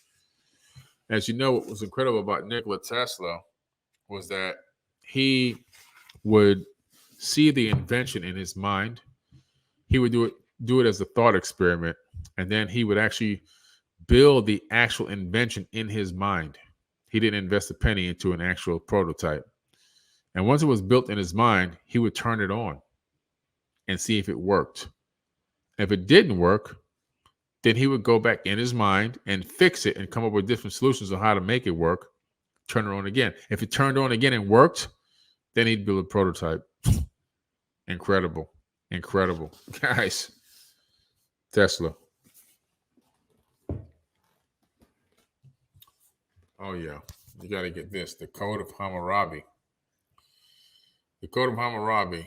The story of Hammurabi is a story of 43 years jam-packed with conquest, temple and wall building, irrigation efforts, and lawmaking, but it's also the story of a broken relations and a rising and falling of empires. And all empires rise and fall. The Code of Hammurabi, a lot of the rules and laws that were created in ancient times, and some of the ones that we're still living with today, all started here in Mesopotamia. Very important book here as well. If you're really going to get into this stuff, learn to read ancient Sumerian. No, you don't have to be Zechariah Sitchin to read Sumerian. That's a big myth. I love Zechariah Sitchin. People made a lot of fun of him as he got to the end of his years of life. They tried to say that, he was a fraud and he was the only one that could read Sumerian tablets and nobody knew if he was making it up or not. Blah, blah, blah. These people who said that were idiots. You know why? Because Zechariah Sitchin didn't translate any tablets. He only used existing translations that had been around since before he was born by people like George Smith and E.A. Spicer, right? Real academics that translated these tablets long before, and we had many works of art, many great books contributed to knowledge to civilization long before Zechariah Sitchin was even born. And so what Zechariah Sitchin did was he used existing translations. Now that they had these translations from so long ago, you can get them in books. These translations are ancient translations. They're not ancient, but they're before Zechariah, right? 1800s and the early 1900s. And what's great about it is you can actually learn how to write and read cuneiform, base 60, right there. So when I see cuneiform, I know what I'm looking at. I don't need anybody to translate it for me. Somebody tries to prevent me with a stone that's they made 5 minutes ago at home. I'll know if it's real or not because I studied this stuff extensively. Also, you want to know how to read Egyptian, how to read the language of light, these hieroglyphs. Okay, how to read Egyptian. It's an international bestseller, this book. And it takes you deep into the glyphs, and you literally learn what these glyphs are and what they mean, step by step. And it's so thin, you can actually take it with you somewhere when you go to like Egypt, and you can pull it out and you can try to reference what you're looking at to make sure you got the right translation in your mind of what you're looking at. Esoteric Egypt, the sacred science of the land of Chem. Powerful book here. Okay. Another good book, J.S. Gordon. J.S. Gordon wrote this book. Esoteric Egypt reveals how the sacred science and wisdom tradition of ancient Egypt, the land of Chem, stems from an advanced prehistoric worldwide civilization. Worldwide, like I keep telling you guys, worldwide. Atlantis is global. Atlantis wasn't just a ring city. That was just one capital. Everybody's on Atlantis. Wherever you are right now watching me, you on Atlantis. I'm sitting on Atlantis right now. I'm right on top of Atlantis. Atlantis was everywhere. The ring city was just one of probably dozens of capitals around the entire world. Just like you have a capital of every state of the United States, right? You have a capital of different regions of the planet back then. They were all Atlantean capitals, and the ring city was just one of many. All of Egypt, from Cairo to Abu Simbel and Sinai. I've been to all these places. Every place is in this book. But this book you have to get in Egypt. So when you go to Egypt with me in October, you'll be able to get this book directly from Egypt. I don't know where you can buy it anywhere else. I've never seen it anywhere else, but it's a great book. Enoch, the Ethiopian. And it's important to understand who he was and where he came from. And another reason why his information was left out of the Bible, the biblical canonized Bible, all right? He's in the Ethiopian Bible. He's the Ethiopian version of the Bible is the only one that has Enoch in it. As you know, out of Ethiopia come the original Jews. They come from Ethiopia. The Khazarians, from Europe, they came down and they met with these Ethiopians and they inherited the faith and took it back to Europe. That's how you got Jews in Europe. It's an inherited faith. It's actually not from the people that started it. It's pretty interesting. But the book of Enoch, like I told you before, is powerful stuff. I have different versions of it. Here goes another one. I wanted all different versions of the book of Enoch so that I can really analyze the information from different authors' points of view and perspectives, because that's how I gain my knowledge base. I don't just typically sometimes just go on one. If there's multiple options available, I want all of them so that I can continue to learn and dig and grow and find out more and more and more. Just like in cuneiform, I don't have just one book. I also have another book, okay? This is from Irving Finkel. He works at the British Museum in England. Let's see here. Let me see what. Here goes my other folio. His book right here. I just paid $1,600 for this book. The Phoenicians, Folio Society. The Phoenicians. Who are the Phoenicians? Well, they were the people. They were followers of Hermes, both the Atlantean. These are the people responsible for the majority of the Bible. The people who they wrote about, the biblical stories, those people were long dead for thousands of years before these people started writing about Jesus. The Harmonic Origins of the World, Sacred Number at the Source of Creation by Richard Heath. Powerful book here. It goes into the cymatic frequencies that create and jingle all matter into existence. It's pretty exciting stuff. As modern humans first walked the Earth roughly 70,000 years ago, the moon's orbit came into harmonic resonance with the outer planets of Jupiter, Saturn, and Uranus. The common denominators underlying these harmonic relationships are the earliest prime numbers in the Fibonacci series. Powerful stuff. That's why I love this book. Sacred Geometry, the Language of the Angels. Why? Because angels are angles, and what is inside of sacred geometry? Angles. Where are dimensions? Dimensions are in 90-degree angles stacked.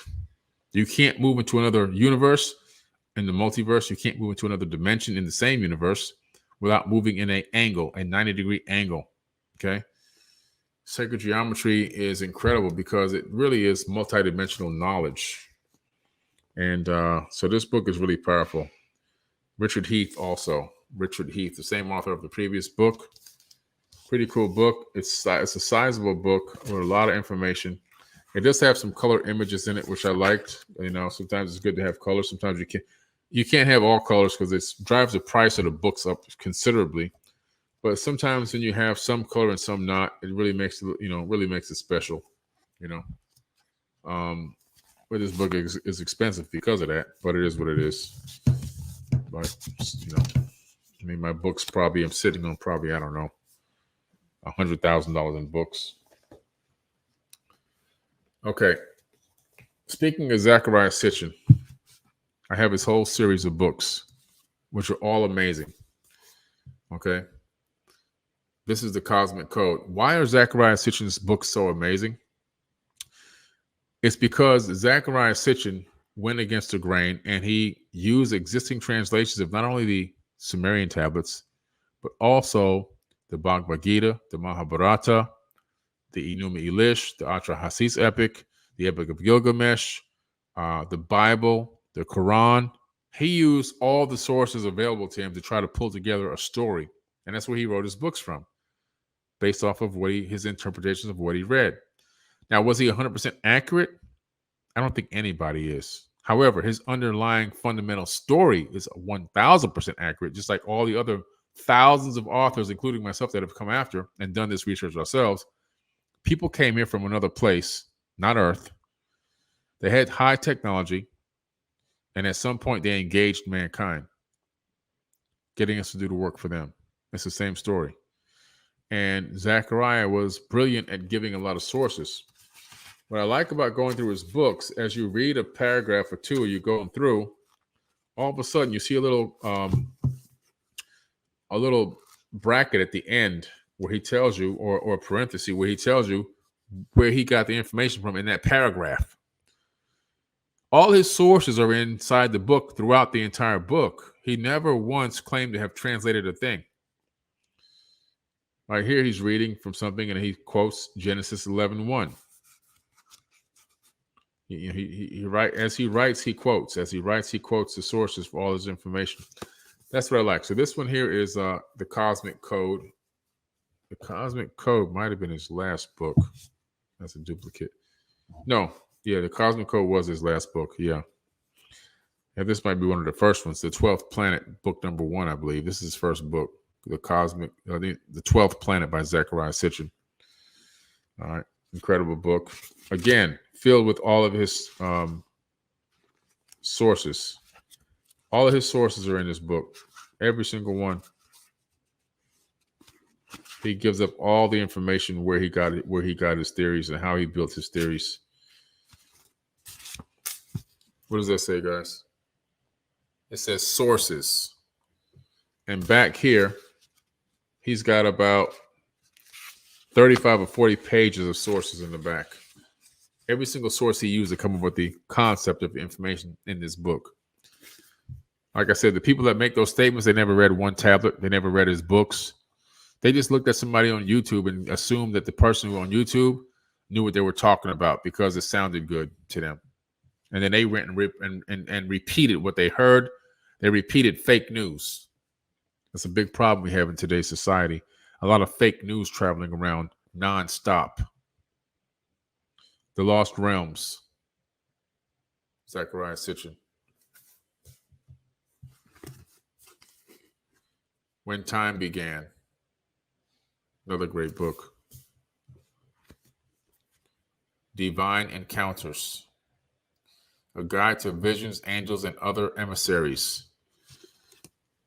His assumption is that these emissaries or these visions or so forth are emanations from these Atlantean people. Genesis Revisited. Okay. All classics, all super classics, all great books. Highly, highly recommended from one of the greatest researchers ever to exist, Zechariah Sitchin. When people try to take a man who's dying or just about to die and at the end of his life and try to vilify his work and make it sound like he was a fraud, that's evil. They're the ones that really did all the injustice. The guy was brilliant, and thankfully to him, he's created a lot of people looking into and researching the information we have out here. Another great man, again, Gerald Clark, his other book, Anunnaki, The Anunnaki of Nibiru, a super duper classic. The Anunnaki of Nibiru. Gerald did a great job of correlating the Sumerian gods with the Greek gods because they were the same people at a different time period. Zeus and his son Apollo are reigning in the New World Order. He goes into this stuff deep. It's so cool how he figures it all out. And he brings it into modern times. He always takes them from where they were in ancient times and brings it into modern times. Oh, this is Zechariah's last book. I'm sorry. Stairway to Heaven. That was the last book. Ironically, he died and then Stairway to Heaven. Great book here. The Gods of Eden by William Bramley. You want to find out where inflation came from. You want to find out where the fiat currency money system came from. This is a skillfully written book that goes into ancient Sumerian tablets and pulls the tablets out and shows that we had fiat currency back then, how we had inflation built into supply and demand back then, how they gave us a monetary system that was designed to keep us fully enslaved while they operated on a totally different system, they meaning the Atlantean Anunnaki people. William Bramley did a phenomenal job. This book is so enlightening and awakening. This book alone, just this book alone, in my opinion, is worth $100,000. The knowledge is in this book. Incredible. Incredible. When you read that book, your brain is going to explode. Literally, you're going to be like, wow, this is what we're in. This is in Sumerian tablets. This is what they were doing 6,000, 7,000, 8,000 years ago. And we're now still doing the same thing. We're subjugated by the same exact people. Your brain's going to pop when you see that. The Nag Hammadi. Powerful stuff here. The Nag Hammadi. Whew. The year is 1945. At the front of a cliff along the Nile River near a city, Nag Hammadi, an Egyptian peasant unearths a large storage jar containing ancient manuscripts. And these are them. These are them. Goes deep into Gnosticism and the belief system that they had as well. And I resonate with these people in this text because they understood that the God of the Bible was not a real God that created the universe, that they were referencing people that were masquerading as gods. And the God in the Bible, the S is missing. It's gods. The Bible is full of multiple gods, not a single God. The translation by or the purposeful mistranslation by the Council of Nicaea has stuck, and people think that it's God talking everywhere in that Bible when it's really not the creator of the universe talking. It's people talking, people giving out orders, people, flesh and blood people, not the creator of the universe, which does exist. I believe there's a creator of the universe. It's just that in that book, that's not who's talking. The Nag Hammadi had figured out this. The Gnostics had figured out that what the Bible was doing was tricking people into worshiping Satan, the devil, Satan being Enlil, Satan, the Lord of Eden in the ancient text, and not really worshiping the creator of the universe. So they have been duped into literally Satan worship, which is what really is happening in the Bible, because primarily it's mostly Satan that's speaking in there, and also his evil son, what's his name, Amun-Ra. But anyway, that's a whole nother live to do. Okay, but powerful stuff. Nag Hammadi's. Whoever has this has something worth a lot of money. This is my first book. This is the first version of the Compendium of the Emerald Tablets before I changed the color and rewrote the pages to make it thinner, to take down some of the science articles and make the picture smaller, and paid for some nice cover art to make it look nicer. And after that, it became a bestseller and has maintained bestseller status. However, this book is a super duper classic and very, very, very rare. This is a rare book. So this book is so rare, it's worth a lot of money. If you have this original one that I have given you signed with my autograph in it, the value of it's only going to go up. This is like an NFT. So if you have this, don't ruin it. Save it, keep it in good condition because it's worth a lot of money. Survivors of Atlantis, Their Impact on World Culture, Frank Joseph. Survivors of Atlantis, great book to read. Another interesting perspective. Another key piece in the mystery of Atlantis falls into place. Further essential for reading and discerning Atlanteologists. So it's pretty good stuff. I've read it a couple times. Read it 1.5 times. Modern Esoteric. This is a great book by a good friend of mine. Okay. Now this is Brad Olson. We're hoping to have him on a TV show on Forbidden Knowledge TV very soon, have his own series. But Modern Esoteric.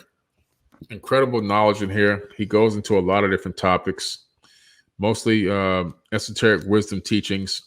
He talks about ancient civilizations, ancient history, how he talks about the ancient aliens, astronaut theory in here as well, and how it's been how their teachings have passed on through millennia to get to us where we are right now today, and how they impacted us in today's age.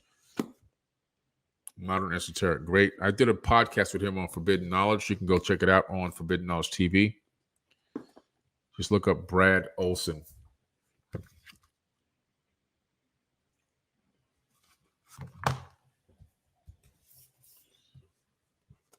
The Anunnaki Connection, Sumerian Gods, Alien DNA, and the Fate of Humanity by Heather Lynn, PhD.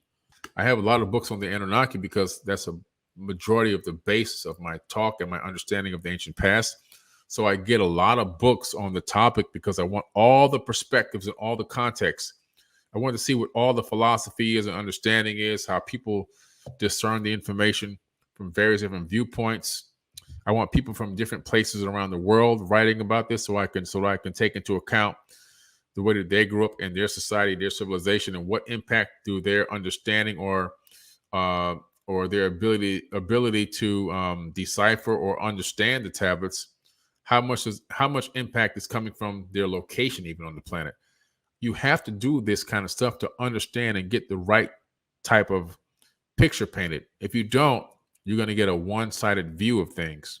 So I have a lot of Anunnaki books from a lot of different authors from all over the world, so I can get all the different perspectives and all the different understandings of the material, so that I could take out what doesn't insult my soul and keep what does feel good to me, and that I can dig into and I can access information for as well myself. Important to do research the right way. You can't just pick up one book and think you got all the information. The Recipe to Elevated Consciousness by Elizabeth Hoekstra. This is now a bestseller. Why? Well, let's read what the number one psychologist in the world had to say. His name is Dr. Daniel Amen. The Recipe to Elevated Consciousness is a motivational self-help book, memoir, written by Elizabeth Hoekstra. Hoekstra draws from her own life and uses personal anecdotes to convey lessons on various aspects of the current human condition to help people lead peaceful and fulfilling lives. The book reveals Elizabeth's story in interview format, with the second half providing alternative remedies to help the readers reach higher levels of consciousness. This is a must-read. Dr. Daniel Amen, MD, psychiatrist and 12-time New York Times best-selling author, founder of Amen Clinics. The Recipe to Elevated Consciousness by Elizabeth Hoekstra. Make sure you get that book, guys. 5-star book already. Bestseller. The Hermetica. Okay. Discover the secret teachings at the heart of Western thought. The Hermetica. You got to get this book. And what I like, it's pocket sized. In other words, it can't really fit in your pocket, but it's really small. Something you can take anywhere with you, to the poolside, to a restaurant when you're going to go eat somewhere. You know, you're going to go for a walk in the park. You can, take it out of your knapsack or your backpack and pull it out and sit down under a tree and read a little bit. To the ancient Egyptians, the night sky was seen as the body of the black goddess sprinkled with stars. In the Hermetica, she is known as the great goddess Destiny, whose unalterable laws are written in the unchanging starfields of the constellations. The Hermetica, great book to read.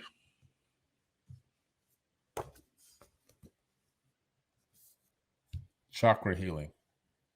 3 steps to balance your chakras and heal the mind, body, and spirit. A lot of us need this daily because the world is in turmoil right now with all this craziness going on. And, we got to cleanse ourselves and cleanse our energy fields. But this stuff is cool because you can read this. It tells you what to do for fatigue, what to do for fear, what to do for grief. That's why I love this book. What to do for guilt, what to do for headaches, hemorrhoids even, believe it or not, hip pain, infertility, jaw pain, leg pain, loneliness, neck pain, neuropathy, panic attacks, sciatica, Self-hate. And this is powerful. This little tiny book is so powerful and so amazing. I'm just telling you, you have to get this book. Chakra healing. Heal the mind, body, and spirit.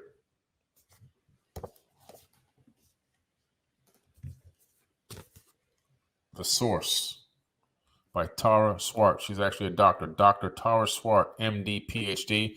She was my professor at MIT. This is the uncorrected proof, not for sale. Now you can buy the book. This book she sent me before it was even on sale in the stores for me to read and give her my advice in any to give her any input on the book, the quality of the information, how it was written, the content inside and everything else. And so that was a great honor to be able to do that, right? I mean, damn, you got an MIT professor sending you her book before it's put out, so to analyze it and give her some input on it. Wow, that was incredible. But this book is out, and I highly recommend The Source. Attract success, love, and wealth. Strengthen and harness intuition. Live an authentic life. The most effective self-transformation practice in the world meets the breakthrough science of the brain. She combines spirituality and transformation wisdom with understanding quantum physics and quantum mechanics.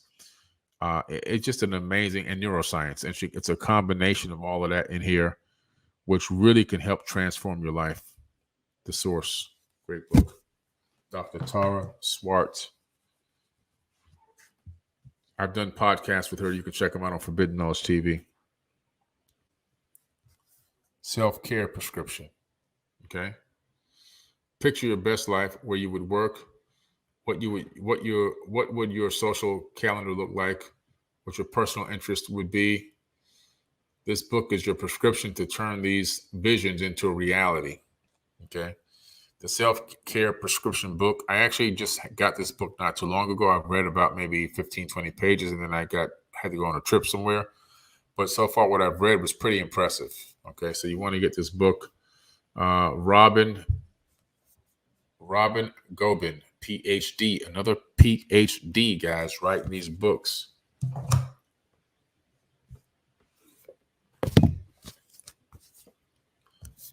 Practicing mindfulness. 75 essential meditations. 75 essential meditations. 75 of them. Okay. 75 practical, unique, mindful, and meditation exercises to help develop your practice. Realistic advice to getting into mindfulness, including how to keep your mind from wandering or what to do if you experience physical discomfort during your practice. Range of practices to aid with mood management and self-stress relief. All right. Want to get this book. Great book. Oof, that's so much here. Crystals for beginners. If you ever want to get into crystals and you wanted to understand what all these different stones were and these gems were and what powers they had and what they did, this is the book you need to get to understand it and know that everything right here in one simple, easy to read book, not too big, not too thin, just the right size. All the information and all the crystals are in here. And you get to learn about these crystals. Crystals are sentient beings. Crystals are alive. They live just like me and you and I. They're alive.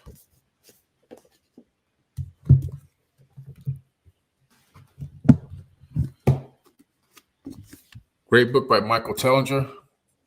Slave Species of the Gods, The Secret History of the Anunnaki, Their Mission on Earth by Michael Tellinger. Powerful book. He also runs a museum in South Africa.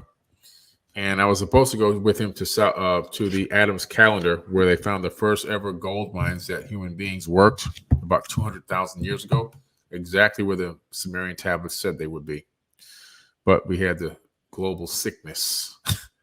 So now I'm going to try to get there in 2023. All right.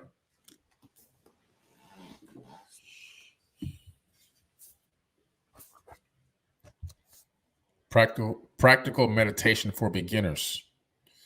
You have to I have a lot of meditation books because you have to understand all the different aspects of meditation and all the different techniques of meditation. And there's a little bit you can glean from all the different contexts of books, and then you can take that and make it work for yourself. The Quest for Hermes Trismegistus. That's Thoth the Atlantean. Hermes is his Greek name. Trismegistus means 3 times the greatest. Okay, or born 3 times.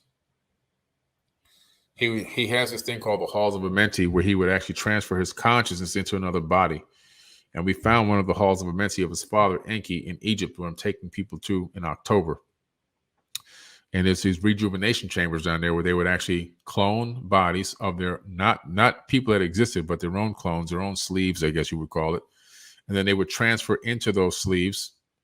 And then they said that they would walk amongst men, but unlike a man, because you think I'm just a regular old person, but I'm really an alien in a sleeve. Pretty interesting stuff. Hermes Trismegistus, the Quest for Hermes.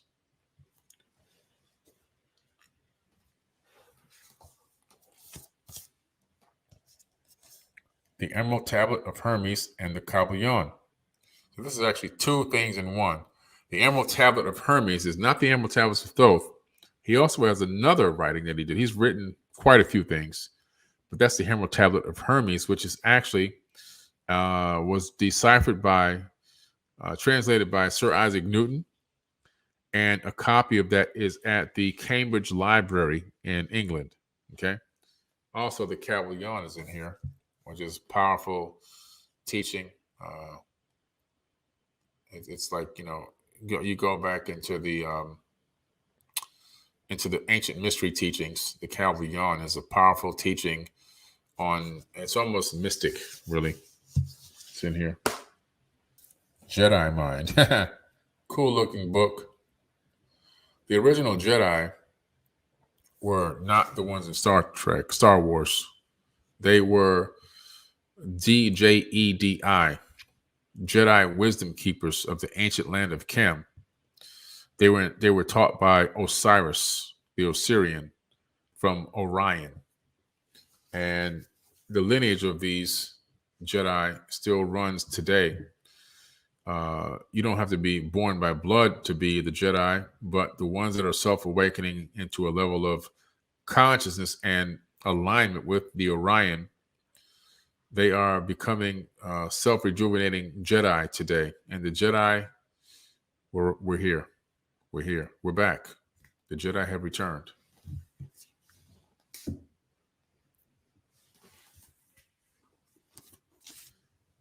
Grand Biocentric Design, How Life Creates Reality by Robert Lanza, MD. This is a really good book, okay? This was a really good book. For those addicted to exploring our role as observers and defining our universe, here is your long-awaited major update. It is a rare and unicorn. It is as rare as a unicorn, to see a major stem cell biologist collaborating with a theoretical physicist to produce a coherent, it's an incredible review, to produce a coherent, fresh, readable, and clearly illustrated book. Solid evidence at last that observers define the structure of the physical reality itself. I never read the back of this book for these reviews. Amazing review there. Wow. You say, wow, it's incredible. I love that one. Man. He said, this is as rare as a unicorn that a cell biologist collaborates with a theoretical physicist. Wow. Anyway, that's pretty cool. But yeah, you got to get this book, The Grand Biocentric Design. It's going to teach you how our thoughts literally create reality based off of real science and cellular biology. By the way, Elizabeth Hoekstra, her book, where was her book at? It's stacked up over here now already. She just got her certificate in cellular biology from Harvard University and mitochondria. You got to keep the chemistry in your back pocket. You got to know what you're dealing with. Matter and measurements in chemistry, important numbers and terms to know, atomic theory, the periodic table, ionic bonding.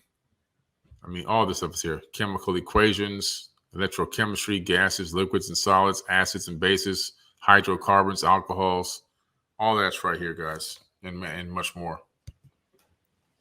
Why is that important? Well, it's important for me because I need to know I need to know how everything works. I need to know what happens when a molecule combines with another molecule and why when it creates something else. Why? Why is that happening? Why do elements come together to create molecules, and then molecules come together to create more mass? And how do those things interact, and how do they affect other things? So, in other words, if a molecule of acid rises up into my nose and is taken in by my olfactory gland, how does that transmit that through the nervous system to my brain? And then how does that then create a negative, an adverse effect on me, and why? I want to know all these things. I want to know all of it.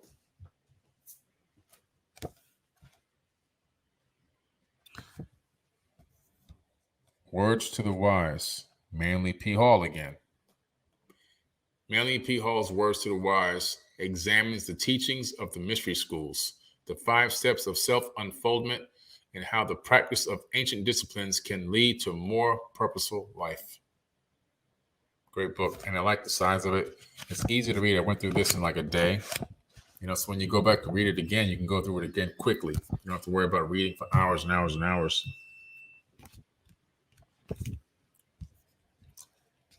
Atlantis, the Gods of Antiquity, the Myth of the Dying God, Manly P. Hall. You want to get this. In the Critias, Plato describes in detail the divine foundation of the Atlantean Empire. Here, esoteric scholar Manly P. Hall examines some of the descriptions left behind of Atlantis, as well as the many cultural stories and gods that are intertwined in the legacy of Atlantis.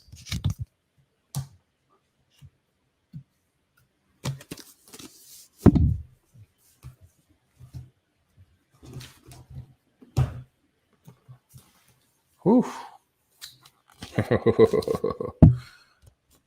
The 4th phase of water, beyond solid liquid vapor. Gerald Pollack. Powerful book. When I was in that big, remember I did that that interview with, I was interviewed by 19 Keys on his podcast, High Level Conversations, a few weeks ago. That video is at like 1.5 million views now on YouTube, on the Earn Your Leisure YouTube account. You got to check it out. We were talking about the 4th phase of water in that interview. This book is deep and powerful, and it goes into understanding that water has memory, water is sentient, water is alive. It's just incredible. This is an incredible, incredible book. You have to read this book. Listen to this review. The most interesting science book I have ever read. It has shown me that it's still possible to establish something genuinely new in science. The 4th phase of water. Your body is made of water. This is why you can't walk around saying negative things, not only to other people, even to yourself, because your body can hear it. And your body can't distinguish you're talking to somebody else or you're talking to yourself. So the water in your body responds to those negative vibes. It literally responds to those somatic frequencies in a negative way. So you can literally make yourself sick by talking about somebody else. And that's scientifically proven. Manly P. Hall, The Secret Destiny of America. He goes in deep. All the stuff that's going on right now, it's all in this book already. This book is old. I mean, it looks new because it's a reprint, but the information in here is old. And he's laid out exactly what's going on right now in America.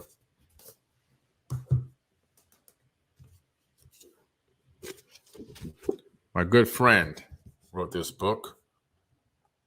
Okay. You want to check this book out? Robert Edward Grant, Philomath. You got to get this book. The Geometric Unification of Science and Art Through Number. Okay. Incredible book. This book will show you how the mathematics and sacred geometry explain spirituality. Very powerful book. I highly recommend it.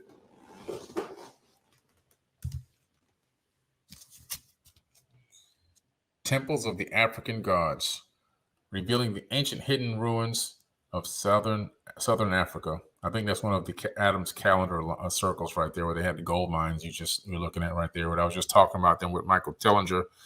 He's got access to these ancient gold mines. An amazing place. Decoding the ancient ruins of Southern Africa.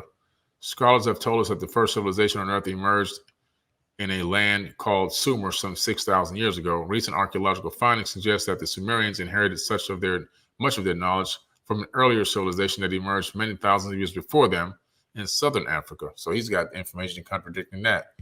I just love this. It just goes back and forth, and people find more and more deeper information and more ancient history, and we get to read it and we get to learn it so we can figure out what happened. We get closer and closer to the truth, little by little. The Cosmic Serpent, DNA and the Origins of Knowledge, Jeremy Narsby. Another good book, okay? This is the most exciting book I've read in years. It is a spellbinding scholarly tour de force that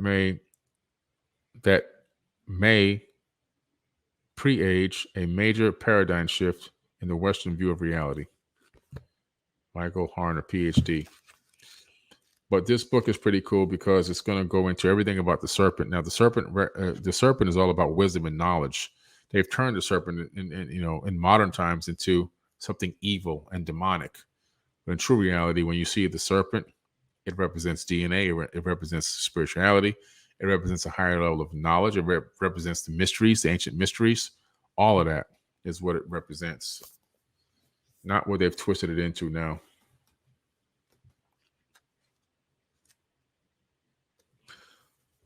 Another really deep book, Ekinar, the key to secret worlds. Ekinar, the Key to Secret Worlds by Paul Twitchell.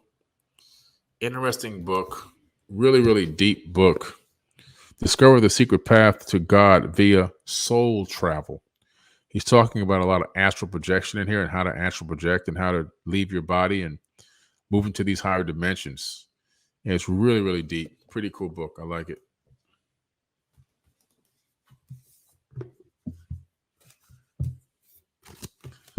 Another book by a friend of mine, the world famous Earthing book. Okay.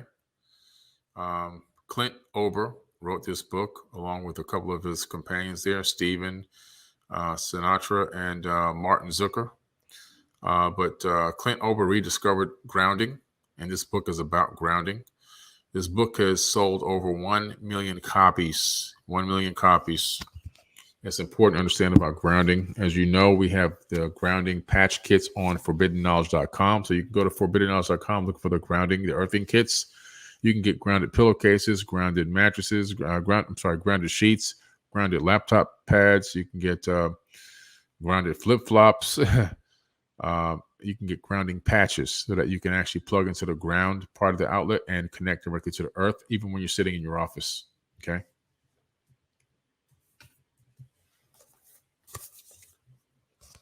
The Tao Te Ching. Powerful stuff here. And it's very similar to the other one that I had, but this one is more in verses. Great to read, especially in the morning. Listening to this as an audiobook is phenomenal. So you should check this out, the Tao Te Ching.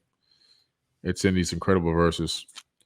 When the best student is told about the way, it is barely within his power to practice it. When the average student is told about the way, it seems to him one moment there and gone the next. When the worst student is told about the way, he laughs out loud at it. If he did not laugh at it, it would not have been good enough to be the way. Hence, the Chen Yen has it. The way that is bright seems dull. The way that leads forward seems to slip backwards. The way that is even seems rough. The highest virtue is like the valley. The sheerest whiteness seems sullied. Ample virtue seems deficient. Vigorous virtue seems idolent. Enamored geniuses seem soiled. The big square has no corners. The big vessel is the last to be completed. The big note is rarefied in sound. The big image has no shape. The way, being ample, is nameless. It is the way alone that is good at beginning and completing. The Tao. The Tao is just so poetic. Just so poetic and esoteric.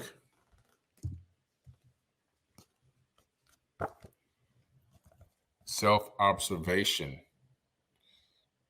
This is a book by Red Hawk, I believe. Know thyself is one of the most ancient teachings for awakening. Self-observation is the means. This book turns you into your own mirror. And you get to really look at yourself, and you have to be really honest with yourself and who you are. It turns you reading this turns you into a mirror to look at your own self, deep within yourself, to find out where you need to make the adjustments and changes, and to go in there and do it. Powerful book.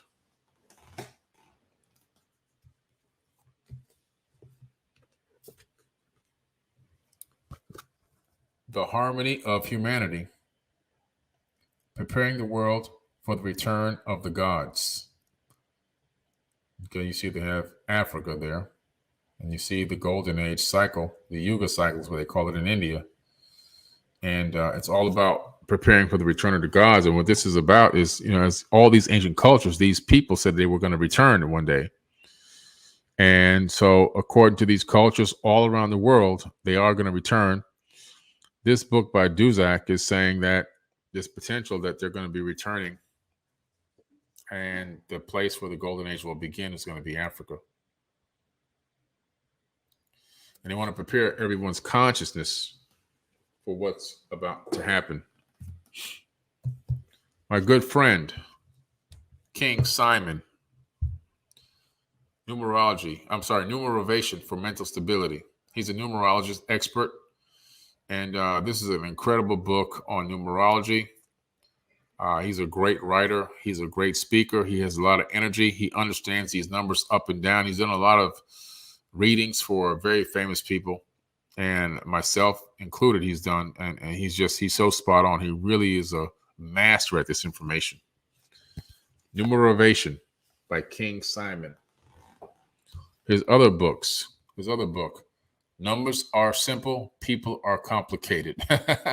So true. Okay. Learn astro and solar numerology, how your date of birth influences you, numbers and their meanings, how numbers are simple in relationship with chronicles, and more. I want to get that book by King Simon. Another great book here by Eric von Daniken, Impossible Truths, Amazing Evidence of Extraterrestrial Contact. He did a great job with this, really doing a lot of research on a lot of encounters and documenting it with all the times, dates, the people, and everything else, and all the interviews.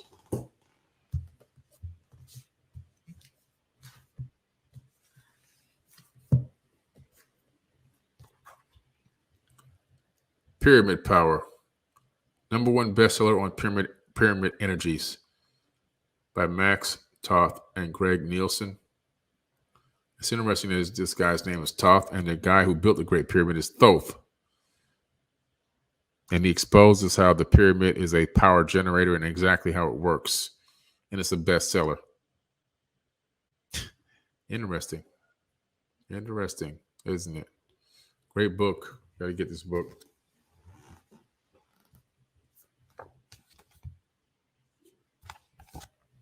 Runes for Beginners. Runes is a form of writing. It's a language. It's an ancient language.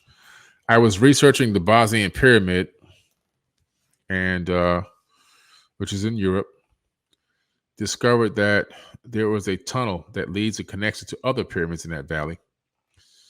And the Bosnian Pyramid of the Sun is a massive pyramid, much larger than the one at Giza. But inside of one of the tunnels leading up to it, they found something called the K2 megalith, a gigantic crystal. This crystal had a purpose because on the crystal was etched into it in runes some writing, a paragraph. And it said that we must fight in defense until we can open the gate. So we must have a problem opening the Stargate.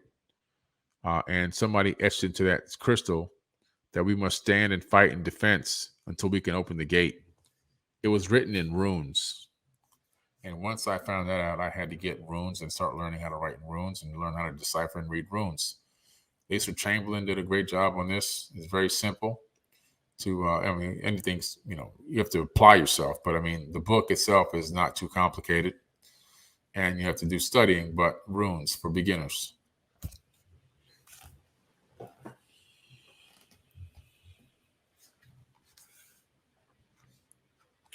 A book I got at MIT, How to Build a Flying Saucer and Other Proposals in Speculative Engineering.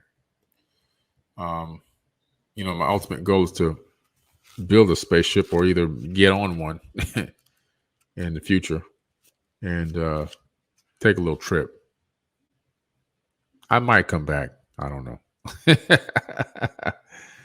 But I love this book because it goes into who tried to build flying saucers and why they failed, or UFOs and why they failed and how they failed. So it's a book on trying to describe people that have made a lot of incredible attempts. And when you have a book like this, you can look at all the things that didn't work and why they didn't work. And then you can basically, create something based on, taking out what didn't work, replacing it with other theories or ideas or concepts or in engineering. And you might get lucky. So a pretty interesting book. Before Atlantis. 20 million years of human and pre-human cultures. 20 million. 20 million. On the new Black Knight satellite, Black Knight soundtrack, we have a song on there called Epsilon Home. You got to check it out. And we're talking about we've been here for millions of years. Okay. Donnie Arcade and Forbidden Knowledge. That's me and Donnie. Check it out.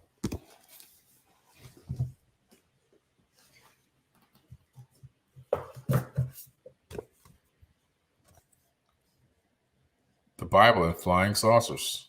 I love this book. It really analyzes, like the other book does. This is by Barry Downing. All the UFOs that are in the Bible.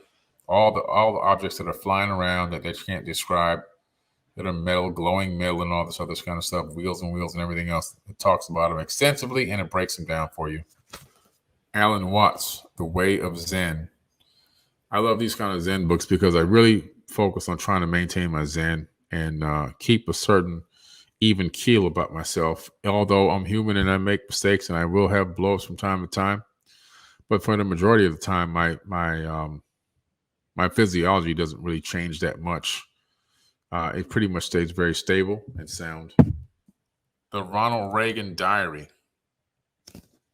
Now, why would I buy the Ronald Reagan Diary? Let's see.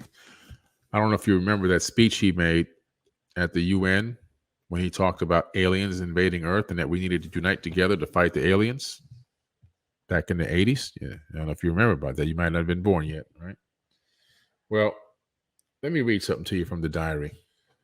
Had a group of Dem and Repub congressmen in the Roosevelt Room for a session on why they should support a bipartisan bill before the House to give aid to Nicaraguan freedom fighters.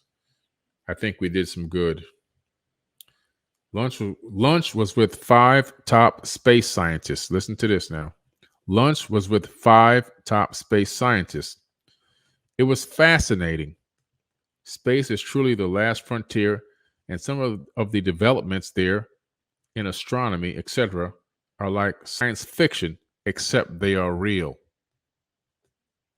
I learned that our shuttle capacity is such that we can orbit 300 people. Let me read that again to you. I learned that our shuttle capacity is such that we can orbit 300 people. This is his personal diary that his wife gave the approval to just release it as, into a book. He wrote a diary every day. He wrote in his diary every day. Interesting. Pretty interesting. I've never seen a spaceship on Earth that we have that can launch and hold 300 people. There's something out there already, guys. It's in the secret space program, and that's why I bought this. I still love Tesla. The fantastic inventions of Nikola Tesla.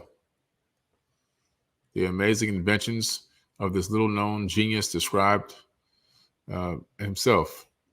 All these are his own descriptions of his actual inventions in this book. This is pretty cool. A lot of great stuff in there. Even anti-gravity is in here. Okay. Another reason why I got this book. Anti-gravity is in this book. Zen meditation for beginners. I told you I like to get different perspectives on the topics that I'm really passionate about. Zen meditation for beginners. You got to get this book. Bonnie Mayotai Treese. The Quran. Yes, I read the Quran too. I read the Bible. I read the Quran, however you want to pronounce it. Gone through this book many times. Know the story inside and out. There's good information in here that you can utilize. There's also some contradictory information that you have to use discernment with. Otherwise, you do some dumb stuff. So it's based on how good your IQ is. So what can you discern, what you can't discern? What can you take that's good that you can apply to your life? What can you take that's no good that you should discard mentally? That's what it comes down to. When the student is ready, the teacher will appear. A Year with Rumi. Okay. Spend the year with the sensual, mysterious, and deeply spiritual poetry of Rumi. Powerful poetry. This book is just loaded with all these incredible poems that I just love to read. You know, just incredible poems. You've seen a lot of Rumi poems. They're just really powerful. Some of them are deep. Some of them make you think. Some of them make you reminisce, you know, just great stuff. The Law of One. Okay. This is the one that I don't open because it's a collector's item. But anyway, this is the Law of One box set. This is the 40th. So glary. The glare of the light just make me can't see it. 40th anniversary box set. Raw. The Law of One. And what's interesting about this Law of One is channeled information. All this information is channeled. So the people that were getting this knowledge and information were laying in the bed in a semi-awake, semi-sleep state or trance, whatever you want to call it. And somebody was there just, getting all the information and transcribing it and writing it down as the person was getting it downloaded to them from whatever source. This is an incredible amount of information to get as a download. Okay. That's why I bought this set, because there's a lot of quantum physics, quantum mechanics. There's a lot of subatomic physics and regular physics and spirituality and esoteric wisdom all tied together.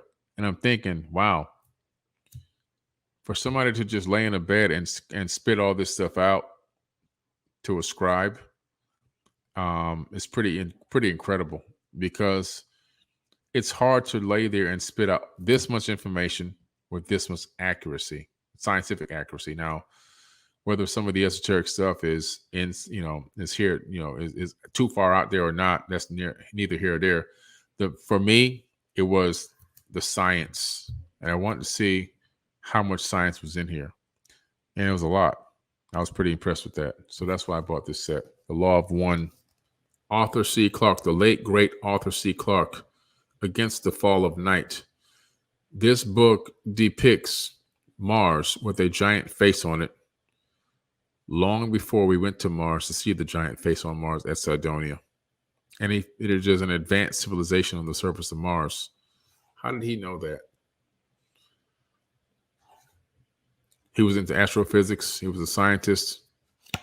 He was also an author, obviously. But just amazing. Wow. How did he know that? This book is a collector's item because of that.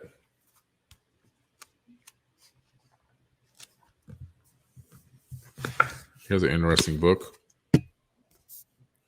The Extraterrestrial Species Almanac. I love this book because it goes into all the races. All of them.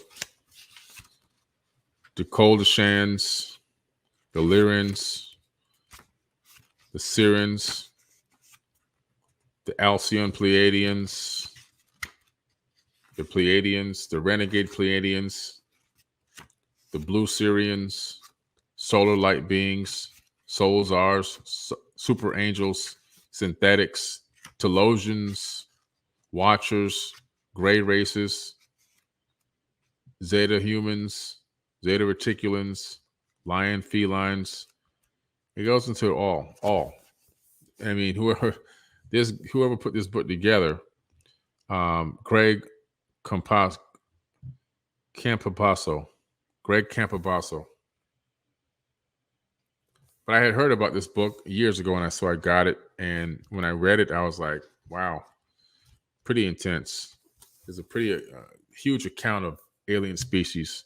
Some of the accounts, what intrigued me was the fact that some of the accounts that he gives matched accounts that came out by former military of what they had encountered.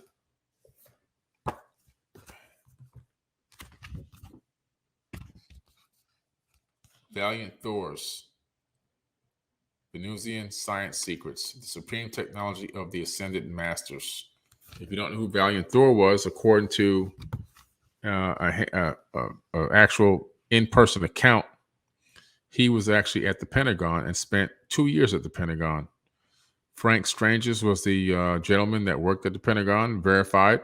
He wrote a book called Stranger at the Pentagon, in which he documented that this guy from Venus had been given access and came there to bring knowledge and science, but the military kept interjecting and wanted him to only bring technology that they could use for war. They wanted to weaponize whatever he had, and he wanted to give knowledge and wisdom and understanding. He wanted to help cure all the diseases, cancer, and everything else. They said, "Nah, man, we need weapons." So they didn't see the big picture, unfortunately. Who are the Natiru? According to the Egyptians, not according to Billy Carson, according to the ancient Egyptians, the Natiru came to Earth in the time of Zep Tepi. They came from space to Earth, and they turned mud, because it was a great flood. They turned mud into a kingdom. This is a post-diluvial account of the Natiru, or the AKA Atlanteans, AKA Anunnaki. What did I say Yeshua went to learn in Tibet? He went to learn Qigong. Moving energy and throughout the entire body and focusing it like coming out of your hands. Healing energy. Sound familiar in the Bible? He was healing people. Well, he became a master at Qigong.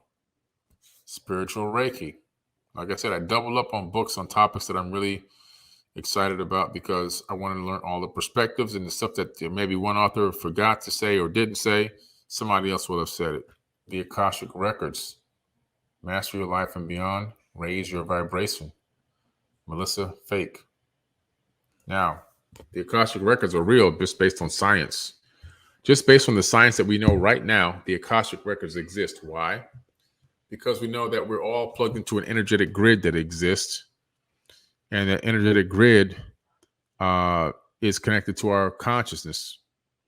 And every time we think, every thought that we think leaves our skull and goes onto that grid. It becomes part of the Akashic record. Okay, so that book of life that they talk about in biblical texts and stuff like that, and and Thoth talks about it in the Emerald Tablets, the Akashic record, same thing. Everything you ever thought about exists outside of your skull on this energetic grid that we're operating and living in right now, permanently.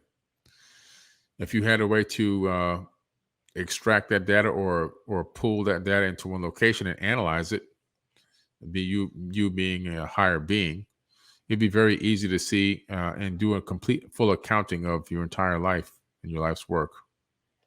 Also, to judge you like they do in Egypt, to weigh your heart and see if did you pass the test? Is your heart weigh less than a feather? That's how they did it in Egypt. If it doesn't weigh less than a feather, you're not going to move on. Homeopathic remedies, very important. You want to be able to cure yourself. You don't want to have to keep running to doctors, because the more you run to doctors, the more sick you're going to get. I hate to say that, but it's true. Some doctors are good, but a lot of doctors are still practicing. That's why I call it a practice. Herbal medicine for beginners. One good finance book. Good Economics for Hard Times. Why I'm always prepared. I'm prepared for the craziness that's already coming. The next thing that's coming, I'm already prepared for that too. Learn to read Hebrew in 6 weeks. Hebrew is important. Hebrew is important to learn, guys. If you're studying ancient texts like me, you got to know this stuff. It's funny because every time I go somewhere with Elizabeth, we go to another country, I seem to pick up their languages pretty quickly and easy, and seem to pick up their dialect, their tongue, their accent, the way they speak, their inflections. It's just something that's kind of innately in me, I guess. The Mahabharata. It's a 10-volume set. Very heavy. The Mahabharata. This is the tale and account of ancient culture of people that stems from long before people lived on Earth, all the way until Earth. Flying cities that battled each other in the sky. Wars, cities that went to war in the sky. What does it sound like to you? That sounds like 2 giant ships in the sky firing at each other, and the people on the ground doing their best to write what they're looking at, based on the vocabulary they have at the time. But the Mahabharata is a huge, amazing story that's got war, love affair, esoteric wisdom, science, technology, the whole works. And a lot of this is what's in the Bible. Comes out of here. A lot of stuff in the Bible comes out of here too. The Mahabharata. Okay. A lot of stuff, guys. You got to get this set. You can get this set. I got this probably on Amazon a few years ago. I got tired of using PDF files. So, I just, sometimes you got to suck it up and you got to go get the actual books.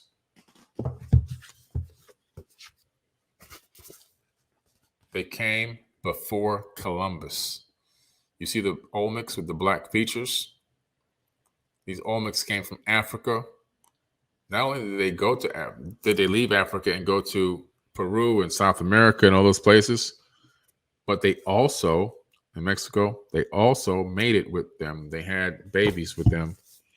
There's accounts of Africans taking on wives of some of the chiefs, and in order to strengthen their trade route and their trade, their trades that they were doing with these people that came there from Africa, along with both the Atlantean. The Giza Power Plant, Technologies of Ancient Egypt by Christopher Dunn. Great book. A phenomenal real-life engineer that completely breaks down the Great Pyramid and tells you exactly how it turns power on, how it makes wireless power. Step by step. My son's book, The Manifest Destiny Journal by Justin Carson. If you don't have this book and you're trying to manifest, you need to get this book. If you're having trouble manifesting your reality and things that you want to bring into your life, you have to get this book by Justin Carson. It's on Amazon. It's on forbiddenknowledge.com. It's a step-by-step daily accountability guide that helps you get to your goal much faster and more consistently. So get the Manifest Destiny Journal by Justin Carson. My good friend Matthew LaCroix wrote a book, The Stage of Time. It's a bestseller. The Stage of Time. Okay. Secrets of the Past, the Nature of Reality, and the Ancient Gods of History. I think I'm going to have to do the rest of these books on part 2. I went over all the ones on my desk, except for a couple that I realized that they weren't really for this, but there'll be a part 2. I want to thank every single one of you guys for joining and hanging out. Now I have a mess of books here, and I got to find a place to put them back on all these shelves and stuff. But I'll get another 400 or 500 of these things down and schedule another Forbidden Book List workshop. Hopefully you got something out of this. You found out about some books that you may have not known about, some books that you can put in your wish list to go to buy. Buying all these books at once is kind of tough unless you have the financial means. That's why it's important to know that woke doesn't mean broke. That's why I wrote the book, Woke Doesn't Mean Broke, because in order to gain knowledge and amass this level of knowledge, it requires finances, because these books cost money, as they should cost money, as they should. because it's a process. I spend about $20,000 a week just printing books. Then I got to hope somebody buys them. It's a lot. It's a lot of risk, and everything else that you have to put out, and time, energy, and effort to even write the book. And so these books should cost money. But imagine you've seen a lot of books tonight. You want all of them, but you can't afford them. Well, that means you need to read my book. Woke doesn't mean broke. That's the next book you need to read. You have to figure out how to get out of your financial situation, and you need to manifest abundance. And also, you need to learn how to manifest, period. And, get the Manifest Destiny Journal by Justin Carson. But again, thank you everyone for coming on here tonight. I really appreciate the time that we spent together. Peace and love. I love you guys. Thank you for being a part of this huge journey that we've been on, this transformational consciousness journey. And we're going to get there. We just got to keep plugging away little by little. It just takes, one chisel at a time. And eventually we're going to create a masterpiece. And that's us, the masterpiece of us. All right.